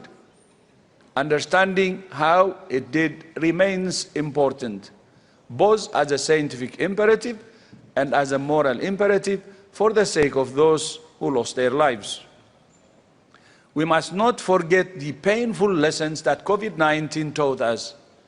We must learn from them, and together that's what we have done in 10 ways. First, financing. COVID-19 showed us that financing for pandemic prevention, preparedness, and response in lower-income countries was woefully inadequate. So with the World Bank, WHO established the Pandemic Fund in 2022 to support capacity building in lower-income countries. Already, the Pandemic Fund has provided $885 million in grants, catalyzing an additional $6 billion in co-financing, supporting 47 projects across 75 countries. Second lesson is intelligence. The pandemic showed us the need for much stronger intelligence to detect signals of outbreaks earlier and enable a more rapid response. That's why in 2021 we established the WHO Hub for Epidemic and Pandemic Intelligence in Berlin. And we expanded the epidemic intelligence from open sources platform, which monitors millions of signals every year and has tripled in scale to include 103 countries. Third, local production. The COVID-19 pandemic taught us that manufacturing capacity for vaccines and other medical countermeasures was concentrated in too few countries, and that we need much greater geographical diversification of production. So in 2021, we launched the mRNA Technology Transfer Program based in South Africa, which is now sharing technology with a network of 15 partner countries globally.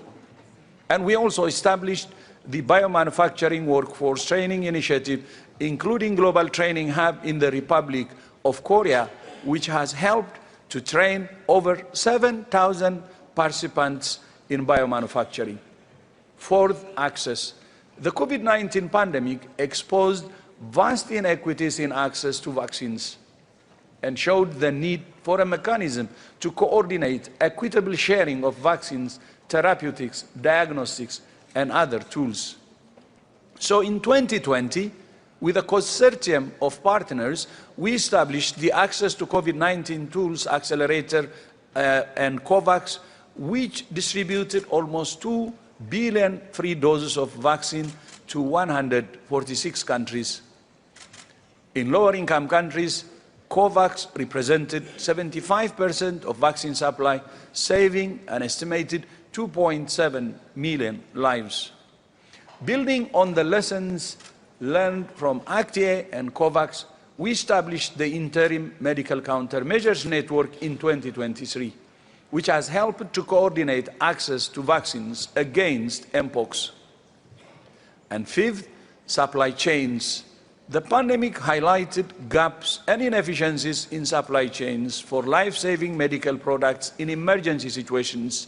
So together with our partners, we expanded and optimized our supply chains to ensure urgently needed supplies get to where they're needed on time, every time.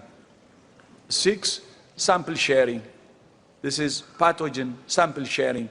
The pandemic highlighted the need for a mechanism that enables countries to share samples and sequences of pathogens to facilitate research and development. So with the support of the Swiss Confederation, we established the BioHub, which is facilitating the sharing of pathogens with epidemic and pandemic potential. And the research and development blueprint for epidemics and pandemics is managing collaborative open research consortia for 12 families of pathogens involving over 5,000 scientists to drive R&D and identify gaps in countermeasures. Seventh, rapid deployment. The pandemic highlighted the need for an international system to coordinate the rapid deployment of experts to respond to emergencies nationally, regionally, and globally. So in 2023, we established the Global Health Emergency Corps, which just last month ran a two-day simulation called Exercise Polaris with 350 experts from 15 countries. 8. The IHR COVID-19 exposed limitations in the international health regulations. So you negotiated and adapted a package of amendments to strengthen them. And 9, UHPR. It highlighted the need for increased accountability, so we created the Universal Health and Preparedness Review, a peer review mechanism. And 10th, and the last one, the pandemic showed us that pathogens don't carry passports, viruses don't need visas, and bugs don't respect borders.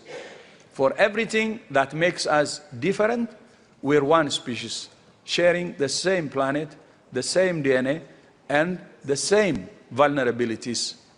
A shared threat demands a shared response. And so in 2021, you, the member states, made the historic decision to negotiate a new legally binding agreement on pandemic prevention, preparedness, and response. Last night, you approved it. 124 member states voted in favor and none against. We recognize that 11 countries abstained, and we hope that all member states will continue to work together to address the concerns that some of you have. And this morning, you adopted it. There are many people who have helped to bring us to this point, too many to name.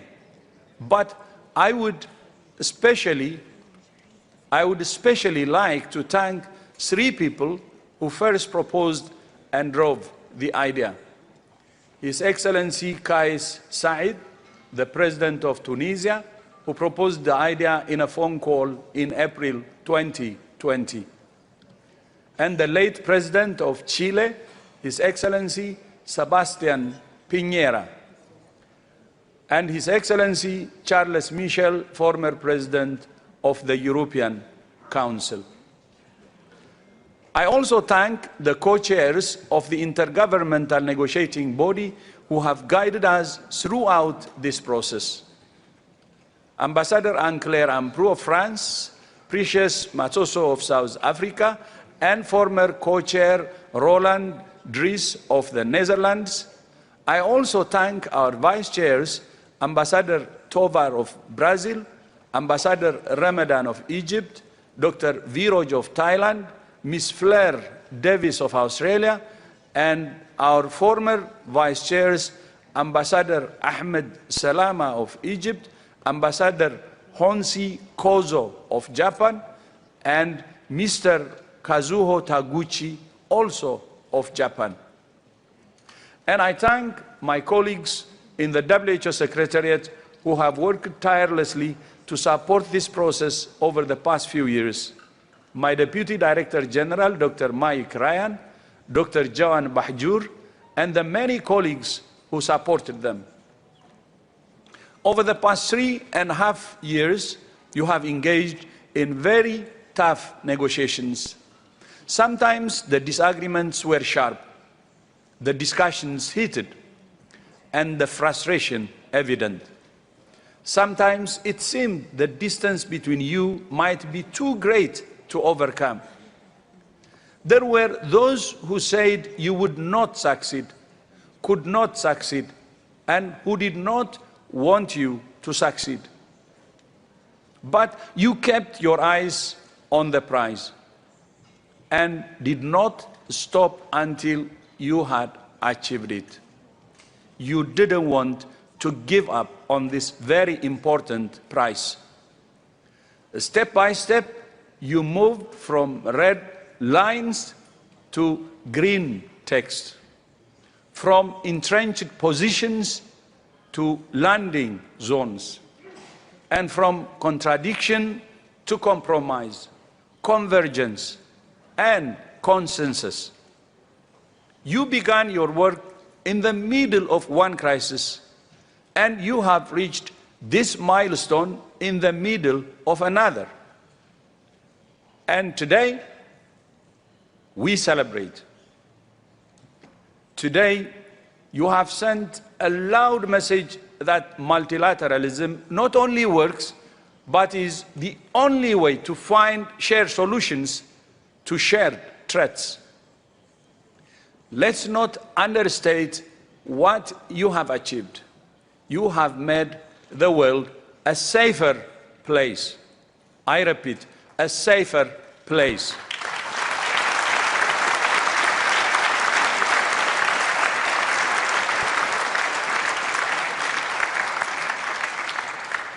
And our youth delegation agree with that, and they have said it in their statement.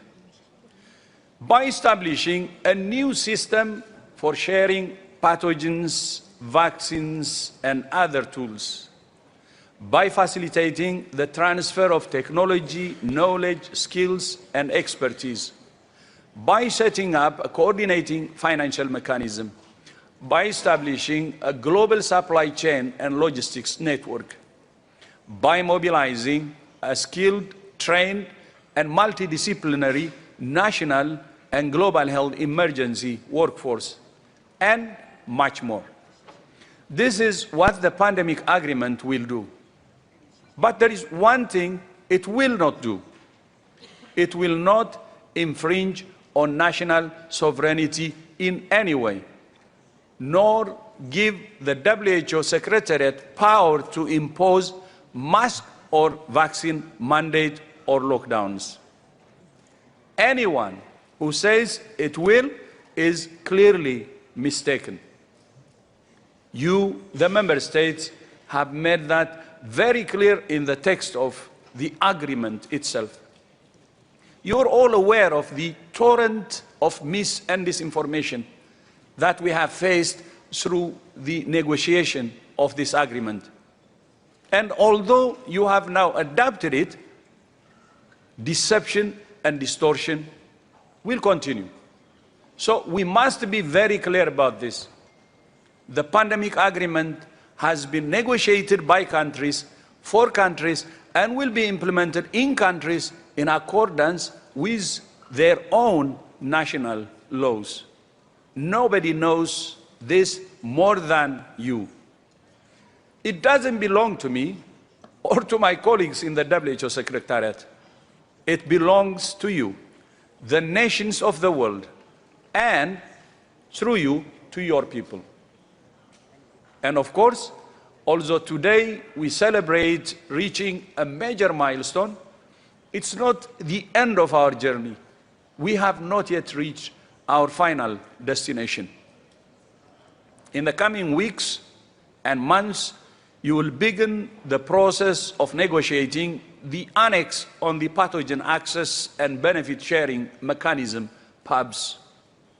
After that, the process of ratification will begin before the agreement finally enters into force. There will still be hurdles to overcome. But having seen the commitment that got you this far, I have every confidence that you will go the rest of the way. Let me return to the question I was asked to address in that speech at Columbia University. Is the world prepared for the next pandemic? By the way, people ask me this question now many times. Many people who meet me say, are we prepared? My answer, we can never be prepared enough. There is always more we can do. But are we better prepared now than we were when COVID-19 struck 5 years ago? My answer, absolutely. With this agreement, we're better prepared for a pandemic than any generation in history. And that's true. And all the 10 things which I have outlined earlier. While negotiating the pandemic agreement, we have been building the 9 things which I have outlined. Because we learned, the world learned from the challenges of COVID. Failure will always be there. But the key is, have we learned our lessons? I think we did, and that's why we're doing the 10 things. The most important being the 10th one, which is the pandemic agreement. Excellencies, Mr. President, Joao Lorenzo, honorable ministers, dear colleagues and friends. Since 1948, the nations of the world have gathered at the World Health Assembly to discuss common health threats and to find a common path forward. There have been many historic moments. In 1969, the Assembly adopted the International Health Regulations. In 1974, it approved the expanded program on immunization that has saved millions of kids. In 1980, it declared the eradication of smallpox. In 1988, it adopted a resolution to eradicate polio. In 2003, it adopted the Framework Convention on Tobacco Control, which is saving lives as well. And in 2021, at only the second special session of the Health Assembly, you decided to negotiate a new international agreement on pandemic prevention, preparedness and response.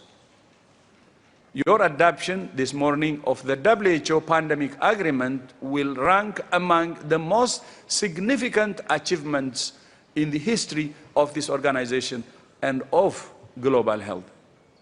Those of us who were lucky enough to be in the room at 1:57 a.m. on the 16th of April, or in committee last night, or here this morning, will remember it for the rest of our lives. We will all be proud to say, I was there. But the point is not the words of the agreement on which you have spent so many hours discussing, debating, and deciding. The point is the people of our world.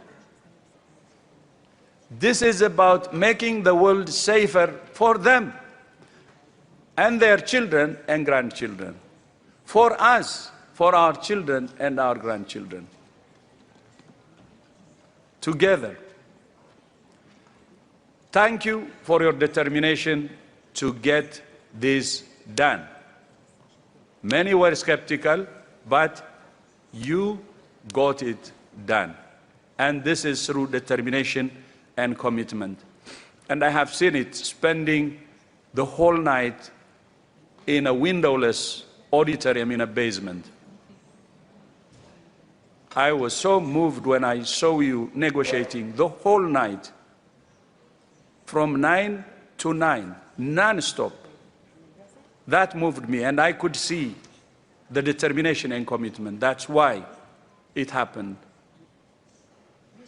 Thank you for showing that in our troubled world, nations can still find a way to work together. And thank you for the gift you have given the world today. A special gift on May 20th, 2025. That's your gift to the people of the world, the best gift. Thank you so much. I thank you.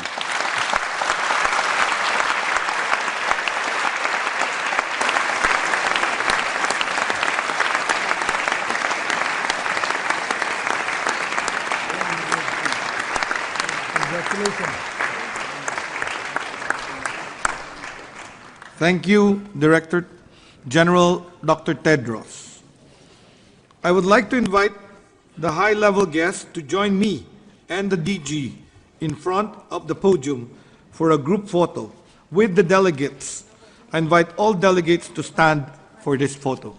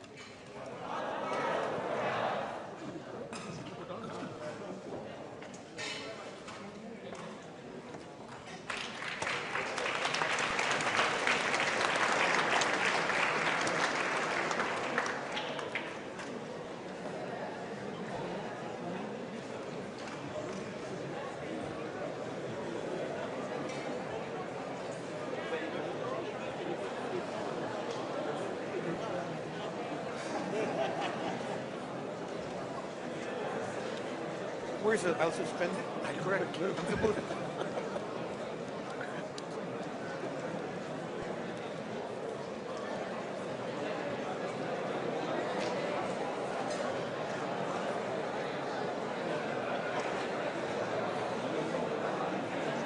The plenary is suspended.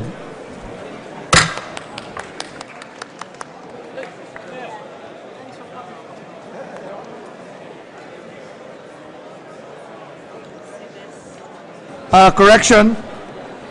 Let us now suspend this item, and we will return to the statements from our high-level speakers. Please take your seats. I now have the pleasure to invite the President of the United Republic of Tanzania, Her Excellency Ms. Samia Hassan, for her remarks. Your Excellency, Chair of the World Health Assembly, WHO Director General, distinguished delegates, ladies and gentlemen, it is an honor to address this historic assembly to renew our shared commitment to health as a human right and key foundation to sustainable development. With the enduring support from WHO, United Republic of Tanzania continues to make great strides in the health sector, particularly in public health and pharmaceutical governance. In 2018, Tanzania Medicines and Medical Devices Authority became the first national regulatory authority in Africa to be recognized by WHO to have achieved maturity level 3. This is a right path on achieving pharmaceutical sovereignty in Africa and strengthening our collective initiative to ensure access to safe, effective, quality-assured medicine and health technologies towards universal health coverage. Additionally, our primary healthcare services expanded from 6,790 facilities in 2014 to 11,275 in 2025, translating to 78% of the population accessing health care within 5 kilometers. Furthermore, health centers providing emergency surgery, including cesarean sections, have increased from 107 in 2015 to 577 in 2024. All these efforts led to reduction of maternal mortality rate from 556 deaths per 100,000 live births in 2015 to 104 deaths in 2022. Other strides made are in the reduction of harmful practices such as female genital mutilation from 10% in 2015 to 8% in 2022, reducing complications of pregnancy and childbirth. Certainly, Tanzania could not have realized all this without WHO's steadfast partnership at all levels. We remain grateful for walking this journey with us. Excellencies, despite these gains, challenges still remain. Our health systems are under strain from health rates and rising costs of healthcare, to mention but a few. In addressing some of these challenges, we are undertaking a comprehensive reform in public health financing, including the introduction of the universal health coverage, so as to pool resources for equitable access to quality health care, infrastructure, and human capital development. Primary health care and service integration remains our priority for a holistic approach. Excellencies, in conclusion, I urge all of us to reaffirm our commitment to WHO as the cornerstone of health collaboration. United we stand, divided we fall, and in this regard, we must garner all our efforts to build a world with better health security. We must ensure no one is left behind. Wishing you a successful assembly, and I thank you so much.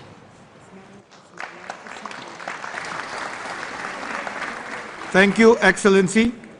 I have the honor to invite the President of Cabo Verde, His Excellency Mr. José Neves, for his remarks. Cabo Verde ascendeu à independência em 1975. Há 50 anos, a situação sanitária era quase de calamidade generalizada e desnutrição grave. O arquipélago tinha... Our archipelago had a life expectancy of 56 years and an infant mortality rate of 108 per 1,000 live deaths. The situation was extremely difficult and the provision of drinking water was insufficient.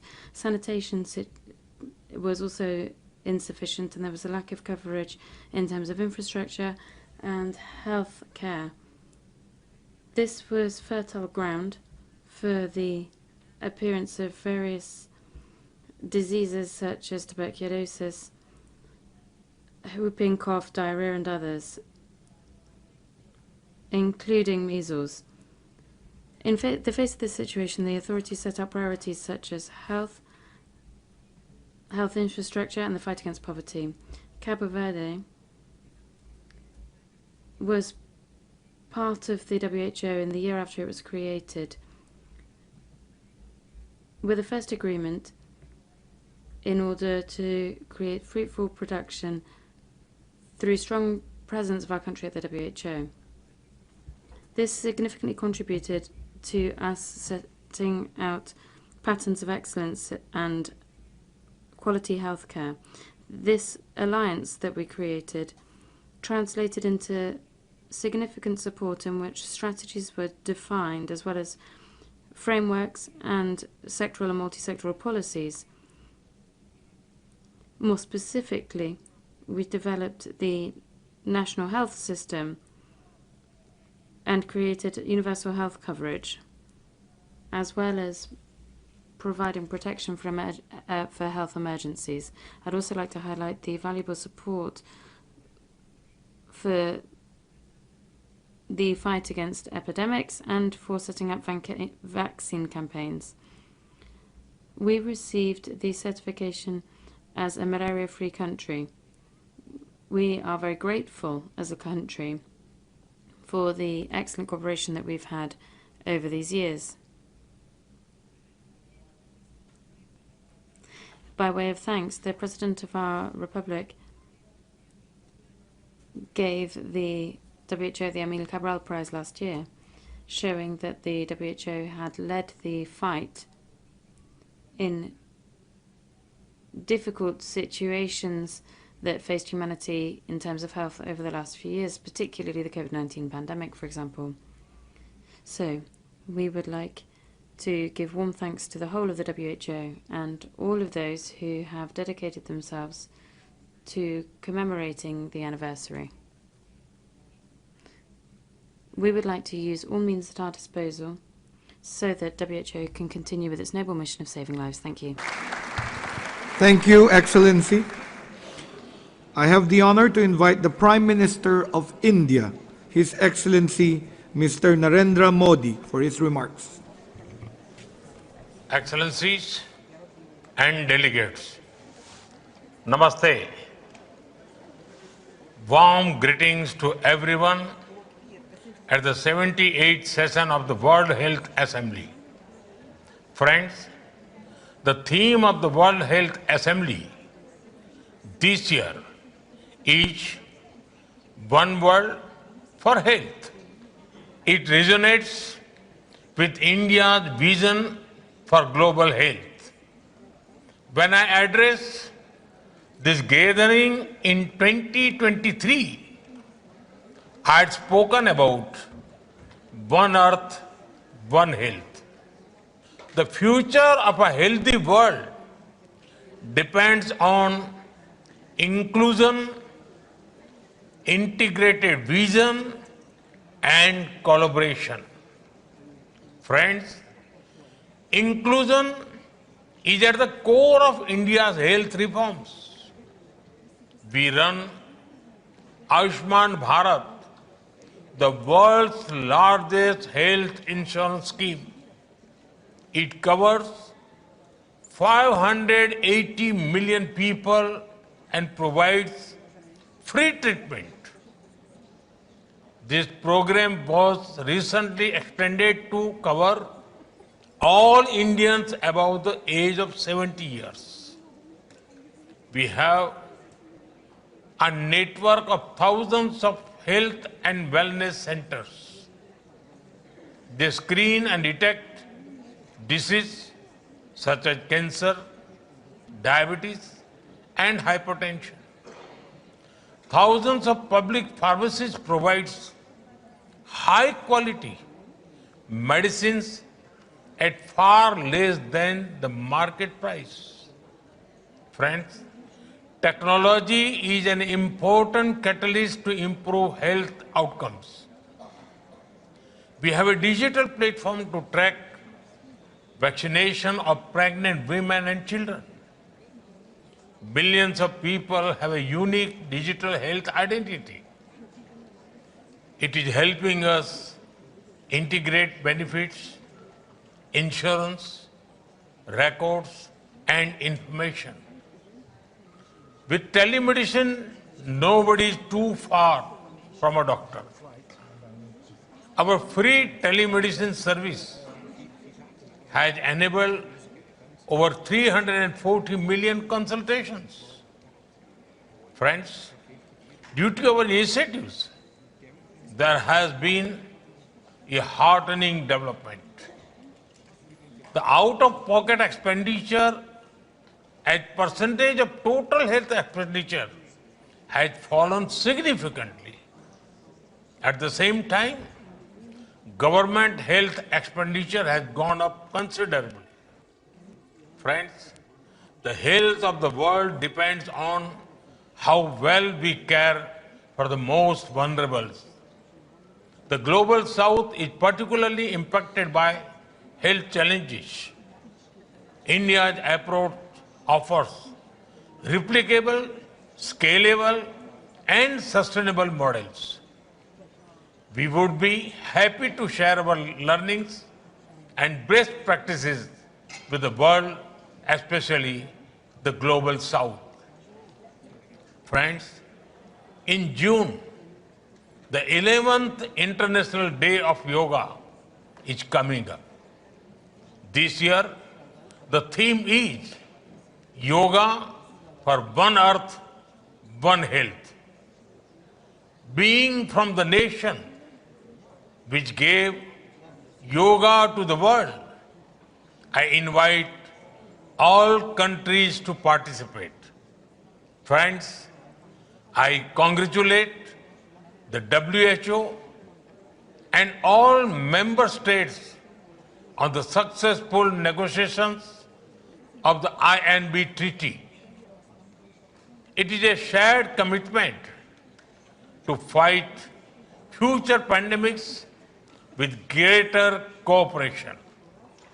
While building a healthy planet, let us ensure that no one is left behind. Let me close with a timeless prayer from the Vedas.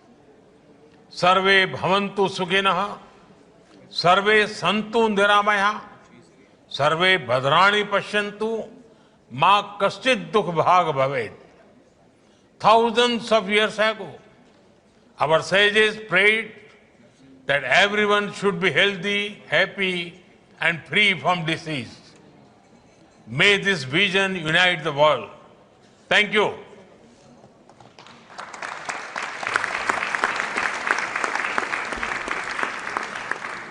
Thank you, Excellency.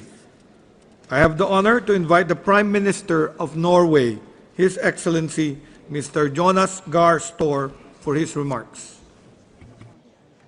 Excellencies, ladies and gentlemen, and dear friends, in times of political and financial uncertainty, this 78th World Health Assembly is an opportunity to demonstrate the continuing importance of this extraordinary fine organization, the World Health Organization.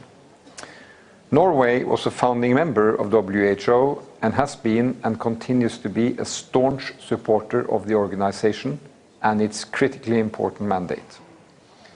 I have personally a strong commitment to this organization, having had the privilege of serving as Chief of Staff to former DG, Director General, Dr. Gro Harlem Brundtland, some 25 years ago. And as I see it, it's pretty easy to state the following. WHO is more important than ever in our globalized world. WHO has repeatedly demonstrated its importance as a global, convening and coordinating body. It is the leading normative and technical organization on health matters. It stands in the Constitution, and it has always been demonstrated at the critical junctures of our times. WHO plays an important role both in health emergencies and in humanitarian response. This period of uncertainty is pushing us to reconsider the global health architecture. Regardless of how this develops, WHO will have to maintain a central role, and all governments should be held accountable to delivering on that. So from Norway's point of view, it's our ambition that WHO comes out of this crisis stronger and more resilient, sustainably financed, and more efficient, transparent, and accountable. I know this is complicated with leading nations pulling out, but we have to continue our work, and I would like to applaud the efforts of WHO Secretariat with the strong leadership of DG, Dr. Tedros, to deliver a realistic budget and a bold revised structure. Hasn't been easy, but you have been working well on it. We, the member states, need to do our part. It's our responsibility to assure sustainable financing, including by increasing assessed contributions. because this is crucial in order to safeguard the core mandate of the organization and to assure a WHO fit for the future. Supporting WHO is a collective responsibility and for the mutual benefit of all its member states. Progress in the negotiations for a pandemic agreement demonstrates that we can work together and make meaningful steps towards better health preparedness for all. Let that be a beacon of light, guiding us in the time to come. So to all of you working for world health, in small local communities, in large hospitals, in research, and across the whole web of health in the world, this year's World Health Assembly is there to thank you, to underline the importance of the work you are doing, and to show politically that we take responsibility for the futures. There are some countries, again, pulling out, not taking that shared responsibility. That cannot make the rest of us stop and look in another direction. We have to move on, and thank you for being committed, and thank you for doing that critically important work for humanity.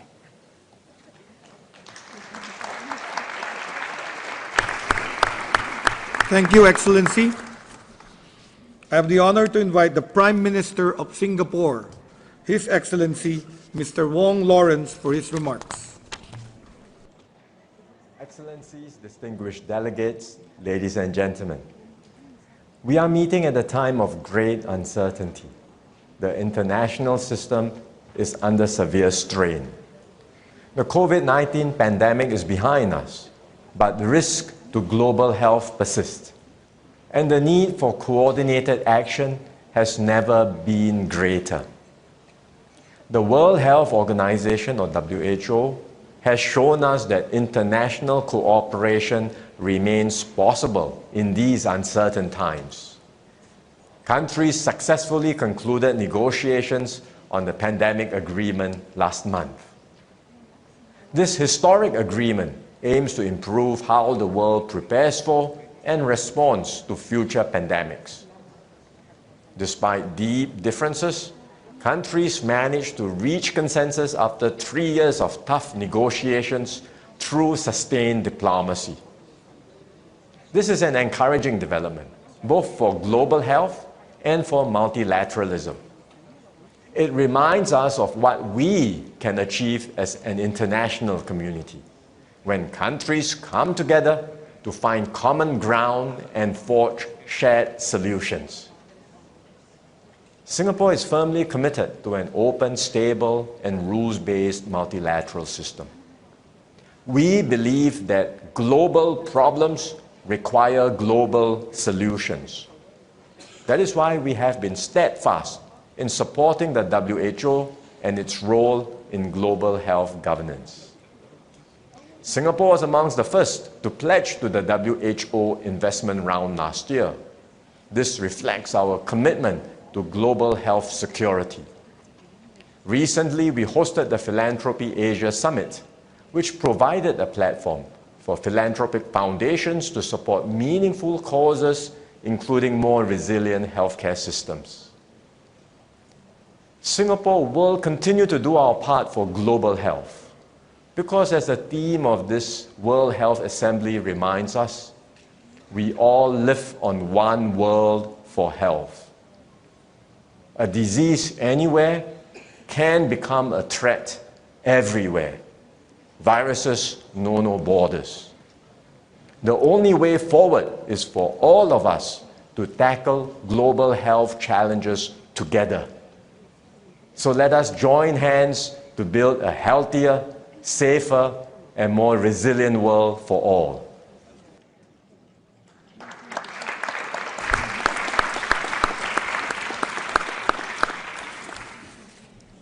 Thank you, Excellency. I have the honor to invite the Prime Minister of Lao People's Democratic Republic, His Excellency, Mr. Soneksai Sifadoni, for his remarks.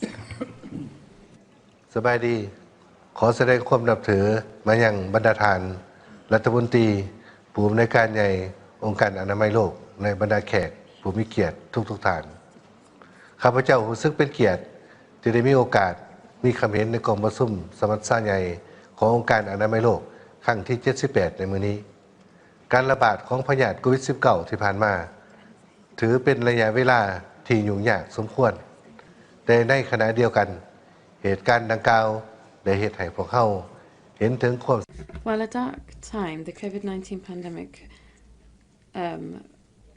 as has often been said, without health we have nothing.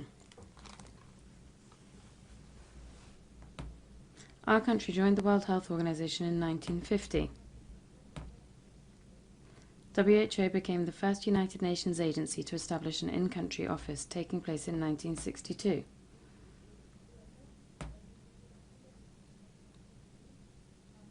Since then, we have worked hand in hand in improving maternal and child health, immunization,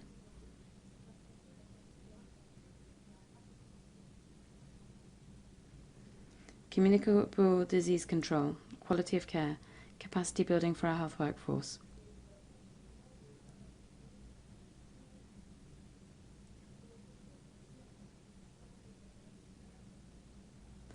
Health promotion and more, with many significant achievements towards health for all, including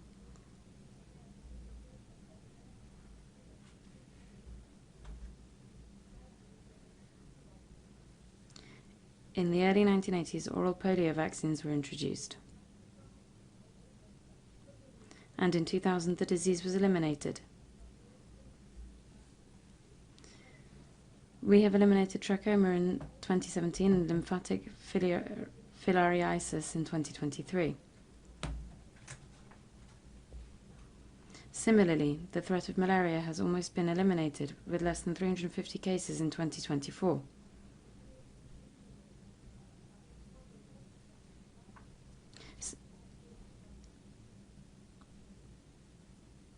Between 2000 and 2023, the ratio of mothers lost during pregnancy or childbirth has fallen by over 80%, one of the fastest declines globally.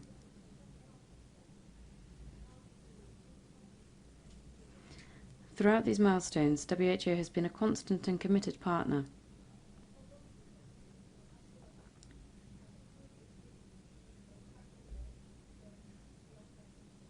We could not have achieved these results without WHO. LAOPDR has a great deal of effort ahead and many more milestones to achieve, particularly implementing the Health Sector Development Plan to achieve universal health coverage.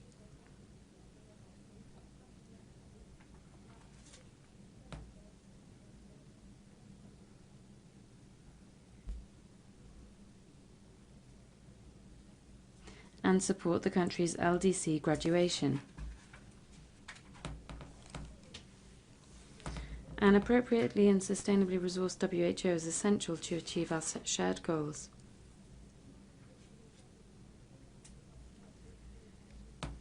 Not just for countries like LAOPDR, but for the world. While tools like the Pandemic Accord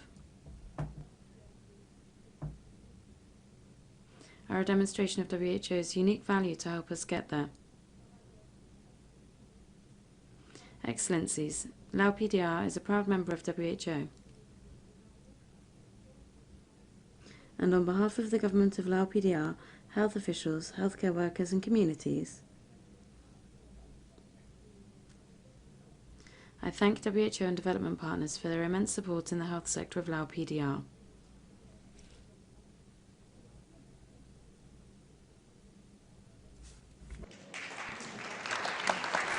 Thank you, Excellency. I have the honor to invite the Prime Minister of Vietnam, His Excellency Phan Minh Chinh, for his remarks. Thưa Ngài Tổng Giám đốc, thưa các quý vị đại biểu, tôi rất là cảm ơn Ngài Tổng Giám đốc. At the outset, I would like to thank you for this opportunity to address the 78th World Health Assembly. Thứ 78 này, tôi muốn chia sẻ. I would like to share with you my thoughts as follows. First, we have always placed the people at the heart of national construction and development.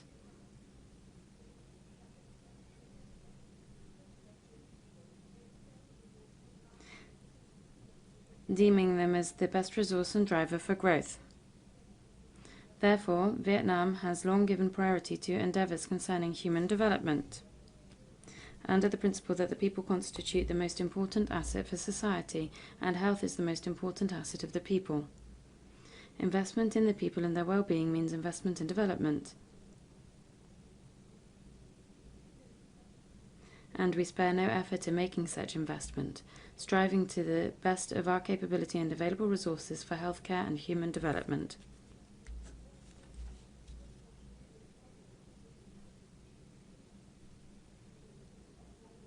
Second, in today's world, issues concerning healthcare or the people are global, whole of population and comprehensive in nature. Therefore, we need to uphold multilateralism, strengthen international cooperation and unity, and offer mutual support to address these challenges. COVID-19 was exemplary for this. Other instances include climate change, aging demography, and depletion of resources. Such obstacles require the international community to join hands to overcome. This has been very much proven, and I am certain that you are all well aware of this. Third, I believe that wealthy developed countries should assist poorer developing or less developed nations.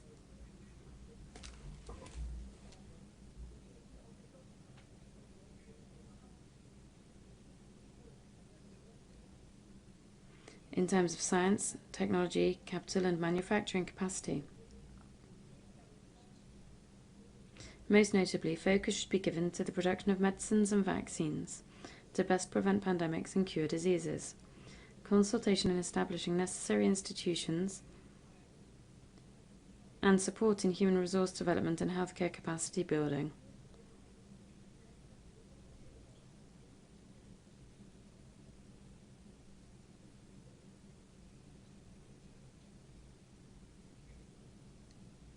We hope that such assistance will continue to be provided in a more robust, altruistic, and effective manner going forward.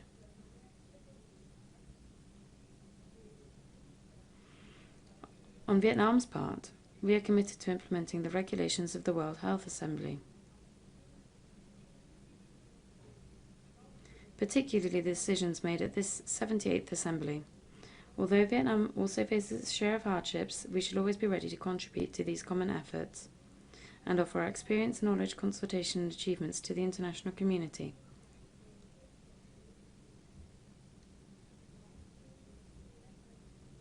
We will also continue to adhere to the warnings of the WHO and the World Health Assembly.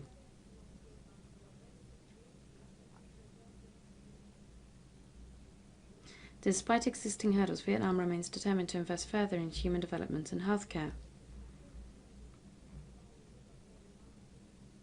In tandem with other countries worldwide. Only then can we build a world wherein the well-being for all can be guaranteed.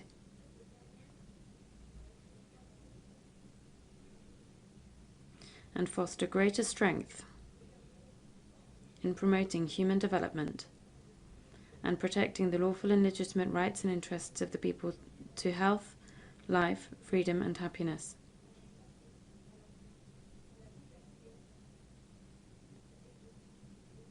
Once again, I would like to extend my heartfelt thanks to the World Health Assembly. May the 78th World Health Assembly be a great success.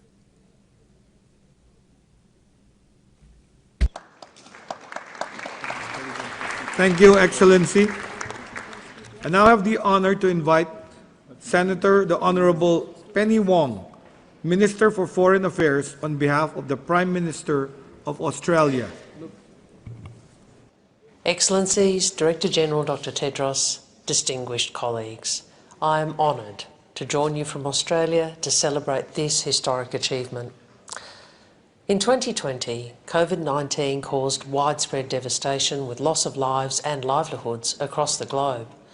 The pandemic reshaped our lives, our countries, our economies, and our world. But while we were all impacted, it was the poorest and most disadvantaged who were hit the hardest and who paid the highest price. COVID-19 crystallised in the starkest of terms what we already know to be true. Global challenges require collective action. That's why the world came together with a shared ambition to act on hard-earned lessons, to work towards an agreement to reduce the risk of future pandemics and make the world safer for everyone, no matter who you are or where you live. Because we know these health emergencies don't recognise national borders. But if we work together, we can save lives, preserve livelihoods and boost resilience. Today we take a significant step forward in that endeavour. We recognise the importance of collaborating across sectors at national, regional and international levels, including working in an integrated way to address risks to human health, animal health and environmental health. And we agree to take concrete action collectively to strengthen pandemic prevention, preparedness and response. Adopting this agreement not only affirms our shared commitment to action, guided by principles of equity, it also demonstrates the value of the international community working together to find solutions to shared global challenges. Australia is proud to have served as the Vice Chair of the Intergovernmental Negotiating Body for the Pandemic Agreement, representing our diverse Western Pacific region, and I commend all negotiators for their hard work. I also thank Director General Tedros, World Health Organization staff and UN and civil society colleagues and other stakeholders for your support and contribution to this agreement. Let's continue to move forward together to make our world safer and healthier for all.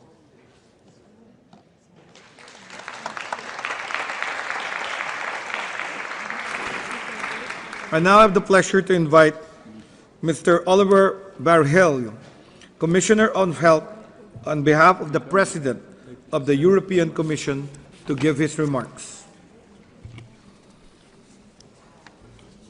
More than 5 years ago, in the midst of the COVID-19 pandemic, a cross-regional group of leaders called on the international community to do something new, to come together to step up our international cooperation and solidarity so that we can all be better prepared for future pandemics. Now, the international community has crafted provisions that promise to change how we prevent, prepare for, and respond to future pandemics for the better.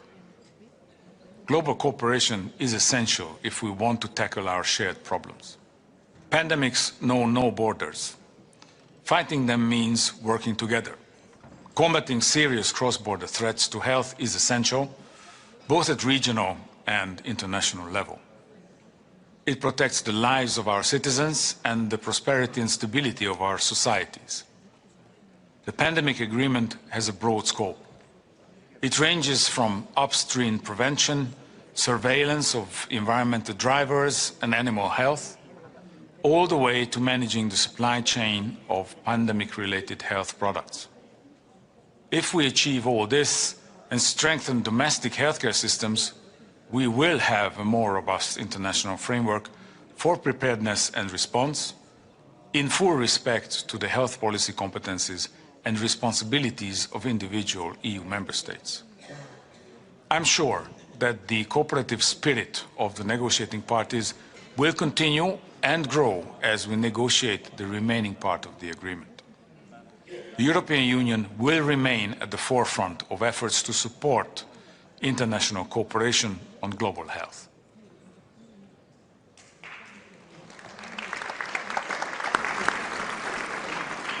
Thank you. At this point, I am informed that the Director General would like to recognize the contribution of two outstanding individuals for their exceptional endeavor and commitment to advancing global health. Dr. Tedros, you have the floor.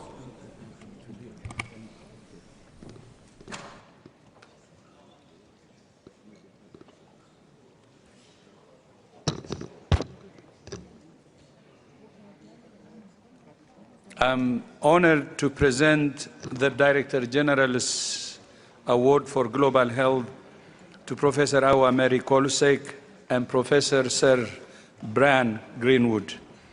Their invaluable contributions have helped to alleviate the burden of malaria and other vaccine-preventable diseases and to build sustainable health system capacity in Africa. While serving as Senegal's Minister of Health, Professor Awa Mary Kolsek led landmark reforms, expanded universal access to care, and integrated disease control program.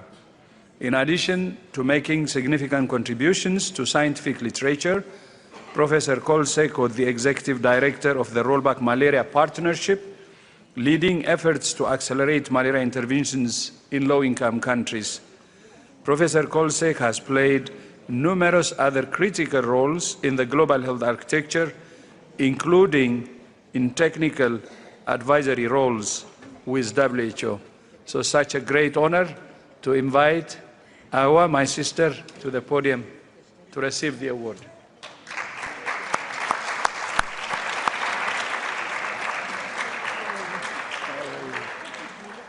Welcome. This way. Yeah. Senegal. Yeah, Senegal. Senegal is in the house.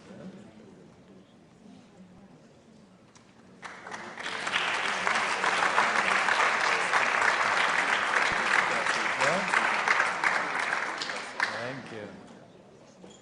You know, we work. Thank you. So, yeah, thank you. Congratulations. Yes, please. One more. Oh, so please. Yes. Okay. Merci beaucoup. C'est bon? Merci beaucoup. Thank you very much, Director General, for this honour. Excellencies, ladies and gentlemen, dear friends, receiving this honorific prize before this august assembly today is, for me, a moment of profound emotion and sincere gratitude. I would like to warmly thank the World Health Organization for recognizing me with this prize.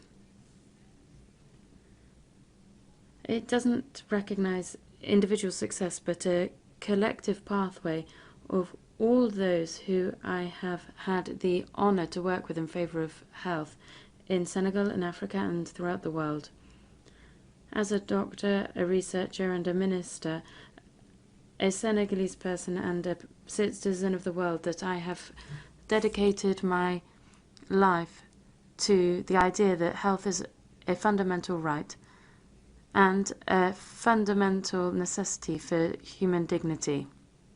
I've had the privilege of contributing to notable progress, but I've also borne witness to ongoing challenges and emerging emergencies, whether they be in terms of climate, demography, or technology. This prize is all the more important in that it symbolizes trust in the values that I defend, solidarity between peoples, science in the service of humanity, and the leadership of women in the health system. At the time at which I speak to you, millions of lives are at play, with the various cuts underway and to come in health financing. I am calling solemnly for solidarity towards those people who are the most vulnerable and in the most serious situations. Now, after so much effort and sacrifice and progress, let's not abandon them. I dedicate this prize to African youth, to health professionals on the front line, researchers and decision makers who are committed to a fairer world. I dedicate it to my family, my husband, my children, my grandchildren, and my country, represented here today by the Health Minister, who represents the Parliament as well as our ambassador. And I dedicate it to all those who have inspired me, supported me, and challenged me.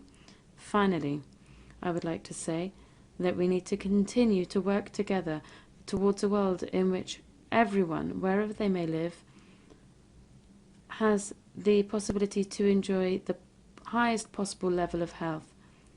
I'd like to thank you for your attention. Thank you. Thank you. Thank you very much. Thank you. Once Brian is done, you will come back. You will come back for photo when Brian is done. Yeah, okay? Now, over the last 5 decades, Professor Sir Greenwood performed pioneering research and made major contributions to infectious disease control. His work on malaria has been instrumental in shaping modern approach to control this devastating disease. His contributions range from the introduction of insecticide-treated bed nets to groundbreaking trials for the RTSS malaria vaccine, the first vaccine to be recommended for widespread use. Professor Kolsek and Professor Greenwood, you have our admiration, and now I invite Professor Brian Greenwood to receive the award. And I would like to also say he is my mentor, because you know I'm a malariologist, so I'm recognizing my mentor, which is a good opportunity. Thank you.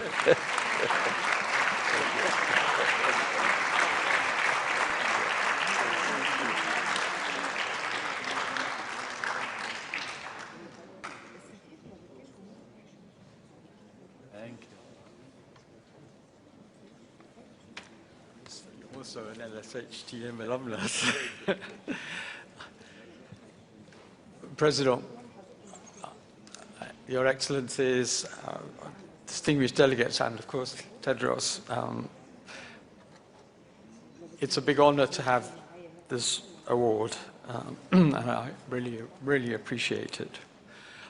I've been fortunate to have had a very interesting career over.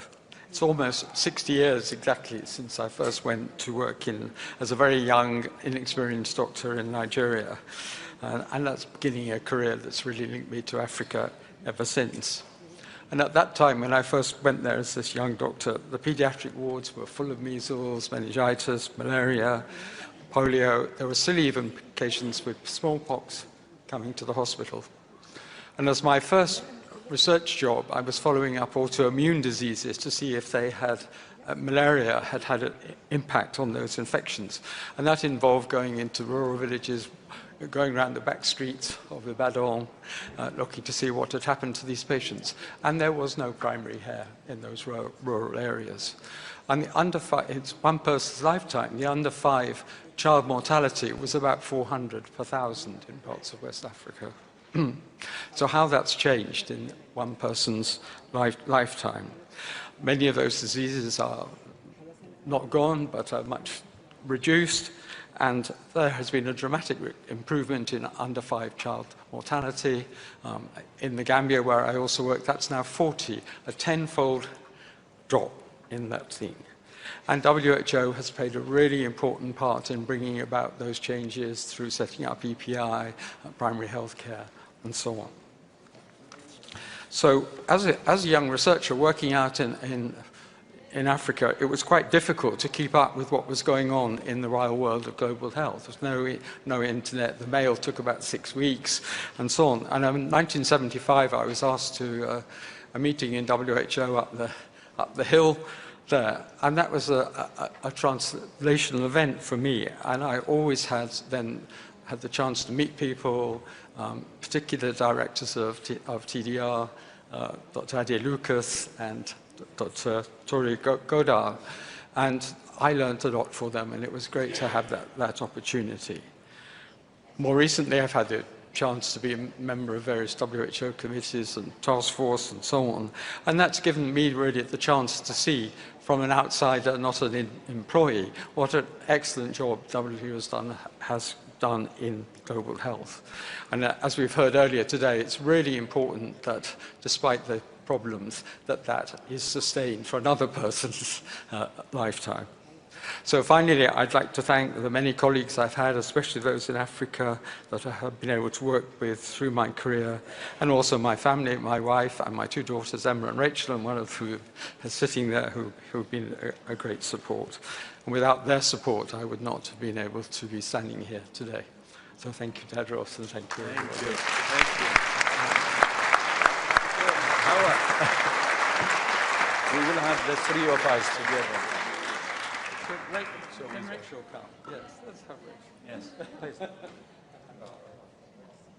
So we have the three of us first, and then we will. Okay.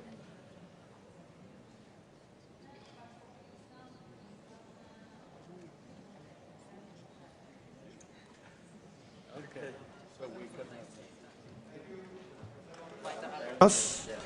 And congratulations to our two worthy recipients, Professor Greenwood and Professor Kolsek. I now invite Mr. Robert Kennedy Jr.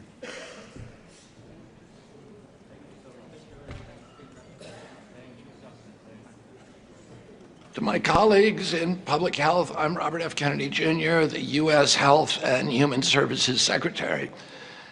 As you know, President Trump has made the decision to withdraw the United States from the World Health Organization.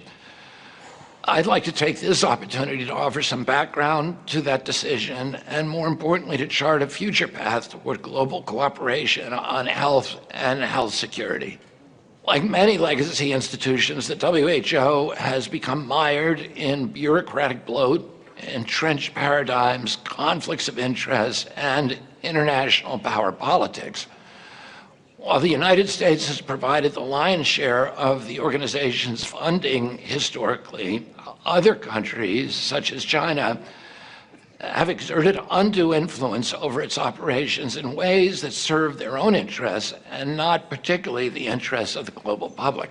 This all became obvious during the COVID pandemic when the WHO, under pressure from China, suppressed reports at critical junctures of human-to-human transmission and then worked with China to promote the fiction that COVID originated from bats or pangolins rather than from a Chinese government-sponsored research at a biolab in Wuhan. Not only has the WHO capitulated to political pressure from China, it's also failed to maintain an organization characterized by transparency and fair governance by and for its member states. The WHO often acts like it has forgotten that its members must remain accountable to their own citizens and not to transnational or corporate interests. Now, I believe that for the most part, the staff of the WHO are conscientious people who sincerely believe in what they're doing. And indeed, the WHO has, since its inception, accomplished important work, including the eradication of smallpox. Too often, though, WHO's priorities have increasingly reflected the biases and interests of corporate medicine. Too often, it has allowed political agendas like pushing harmful gender ideology to hijack its core mission. And too often, it has become the tool of politics and turned its back on promoting health and health security. Global cooperation on health is still critically important to President Trump and myself. But it isn't working very well under the WHO, as the failures of the COVID era demonstrate. The WHO has not even come to terms with its failures during COVID, let alone made significant reforms. Instead, it has doubled down with the pandemic agreement, which will lock in all of the dysfunctions of the WHO pandemic response. Well, we're not going to participate in that. We need to reboot the whole system, as we are doing in the United States. Here in the United States, we're going to continue to focus on infectious disease and pandemic preparedness. But we're also fundamentally shifting the priorities of our health agencies to focus on chronic diseases, which are prevalent in the United States. It's the chronic disease epidemic that is sickening our people and bankrupting our healthcare system. We're now pivoting to make our healthcare system more responsive to this reality. We're going to make healthcare in the United States serve the needs of the public instead of industry profit-taking. We're removing food dyes and other harmful additives from our food supply. We're investigating the causes of autism and other chronic diseases. We're seeking to reduce consumption of ultra-processed foods. And we're going to support lifestyle changes that will bolster the immune systems and transform the health of our people. Few of these efforts lend themselves easily to profits or serve established special interests. These changes can only occur through the kind of systemic overhaul that President Trump has brought to our country. We'd like to see a similar reordering of priorities on the global stage, especially considering the fact that through the leadership of the United States and funding from our country over the past 25 years, millions of global citizens have seen a reduction in premature death due to HIV, TB, and malaria. Let's return to the core focus of global health and global health security, back to reducing infectious disease burden and the spread of diseases of pandemic potential. I urge the world's health ministers and the WHO to take our withdrawal from the organization as a wake-up call. It isn't that President Trump and I have lost interest in international cooperation, not at all. We just want it to happen in a way that's fair and efficient and transparent for all the member states. We've already been in contact with like-minded countries, and we encourage others to consider joining us. We want a free international health cooperation from the straitjacket of political interference by corrupting influences of the pharmaceutical companies, of adversarial nations, and their NGO proxies. I would like to take this opportunity to invite my fellow health ministers around the world into a new era of cooperation. We don't have to suffer the limits of a moribund WHO.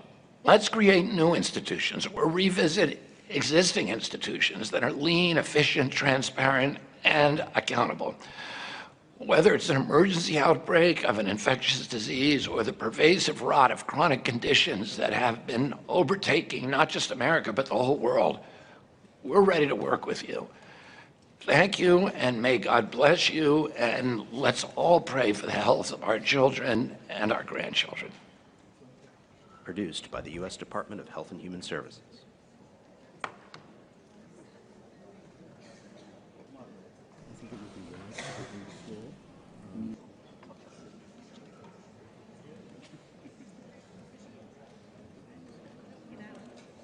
Okay, I see the flag of China. China is recognized. You have the floor. Hi, there are points of order now. I will speak in Chinese.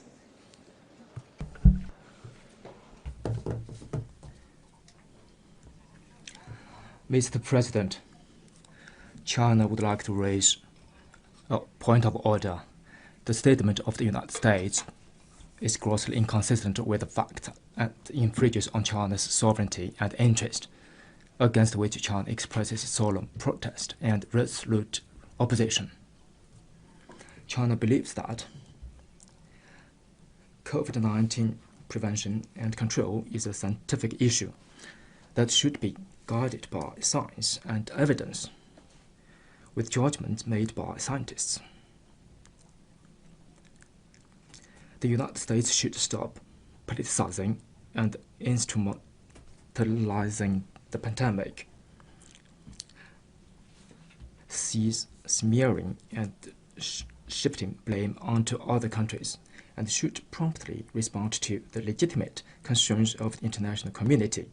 It should proactively share data on its early suspected cases with the World Health Organization and provide a responsible explanation to the people of the world. Thank you, Mr. Chairman.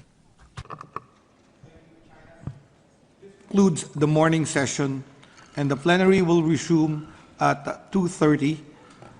Committee A will also meet at 2:30 at room 20, and the Committee on Credentials will meet at room 22 at 2 p.m. Thank you. Have a good afternoon. Thank you.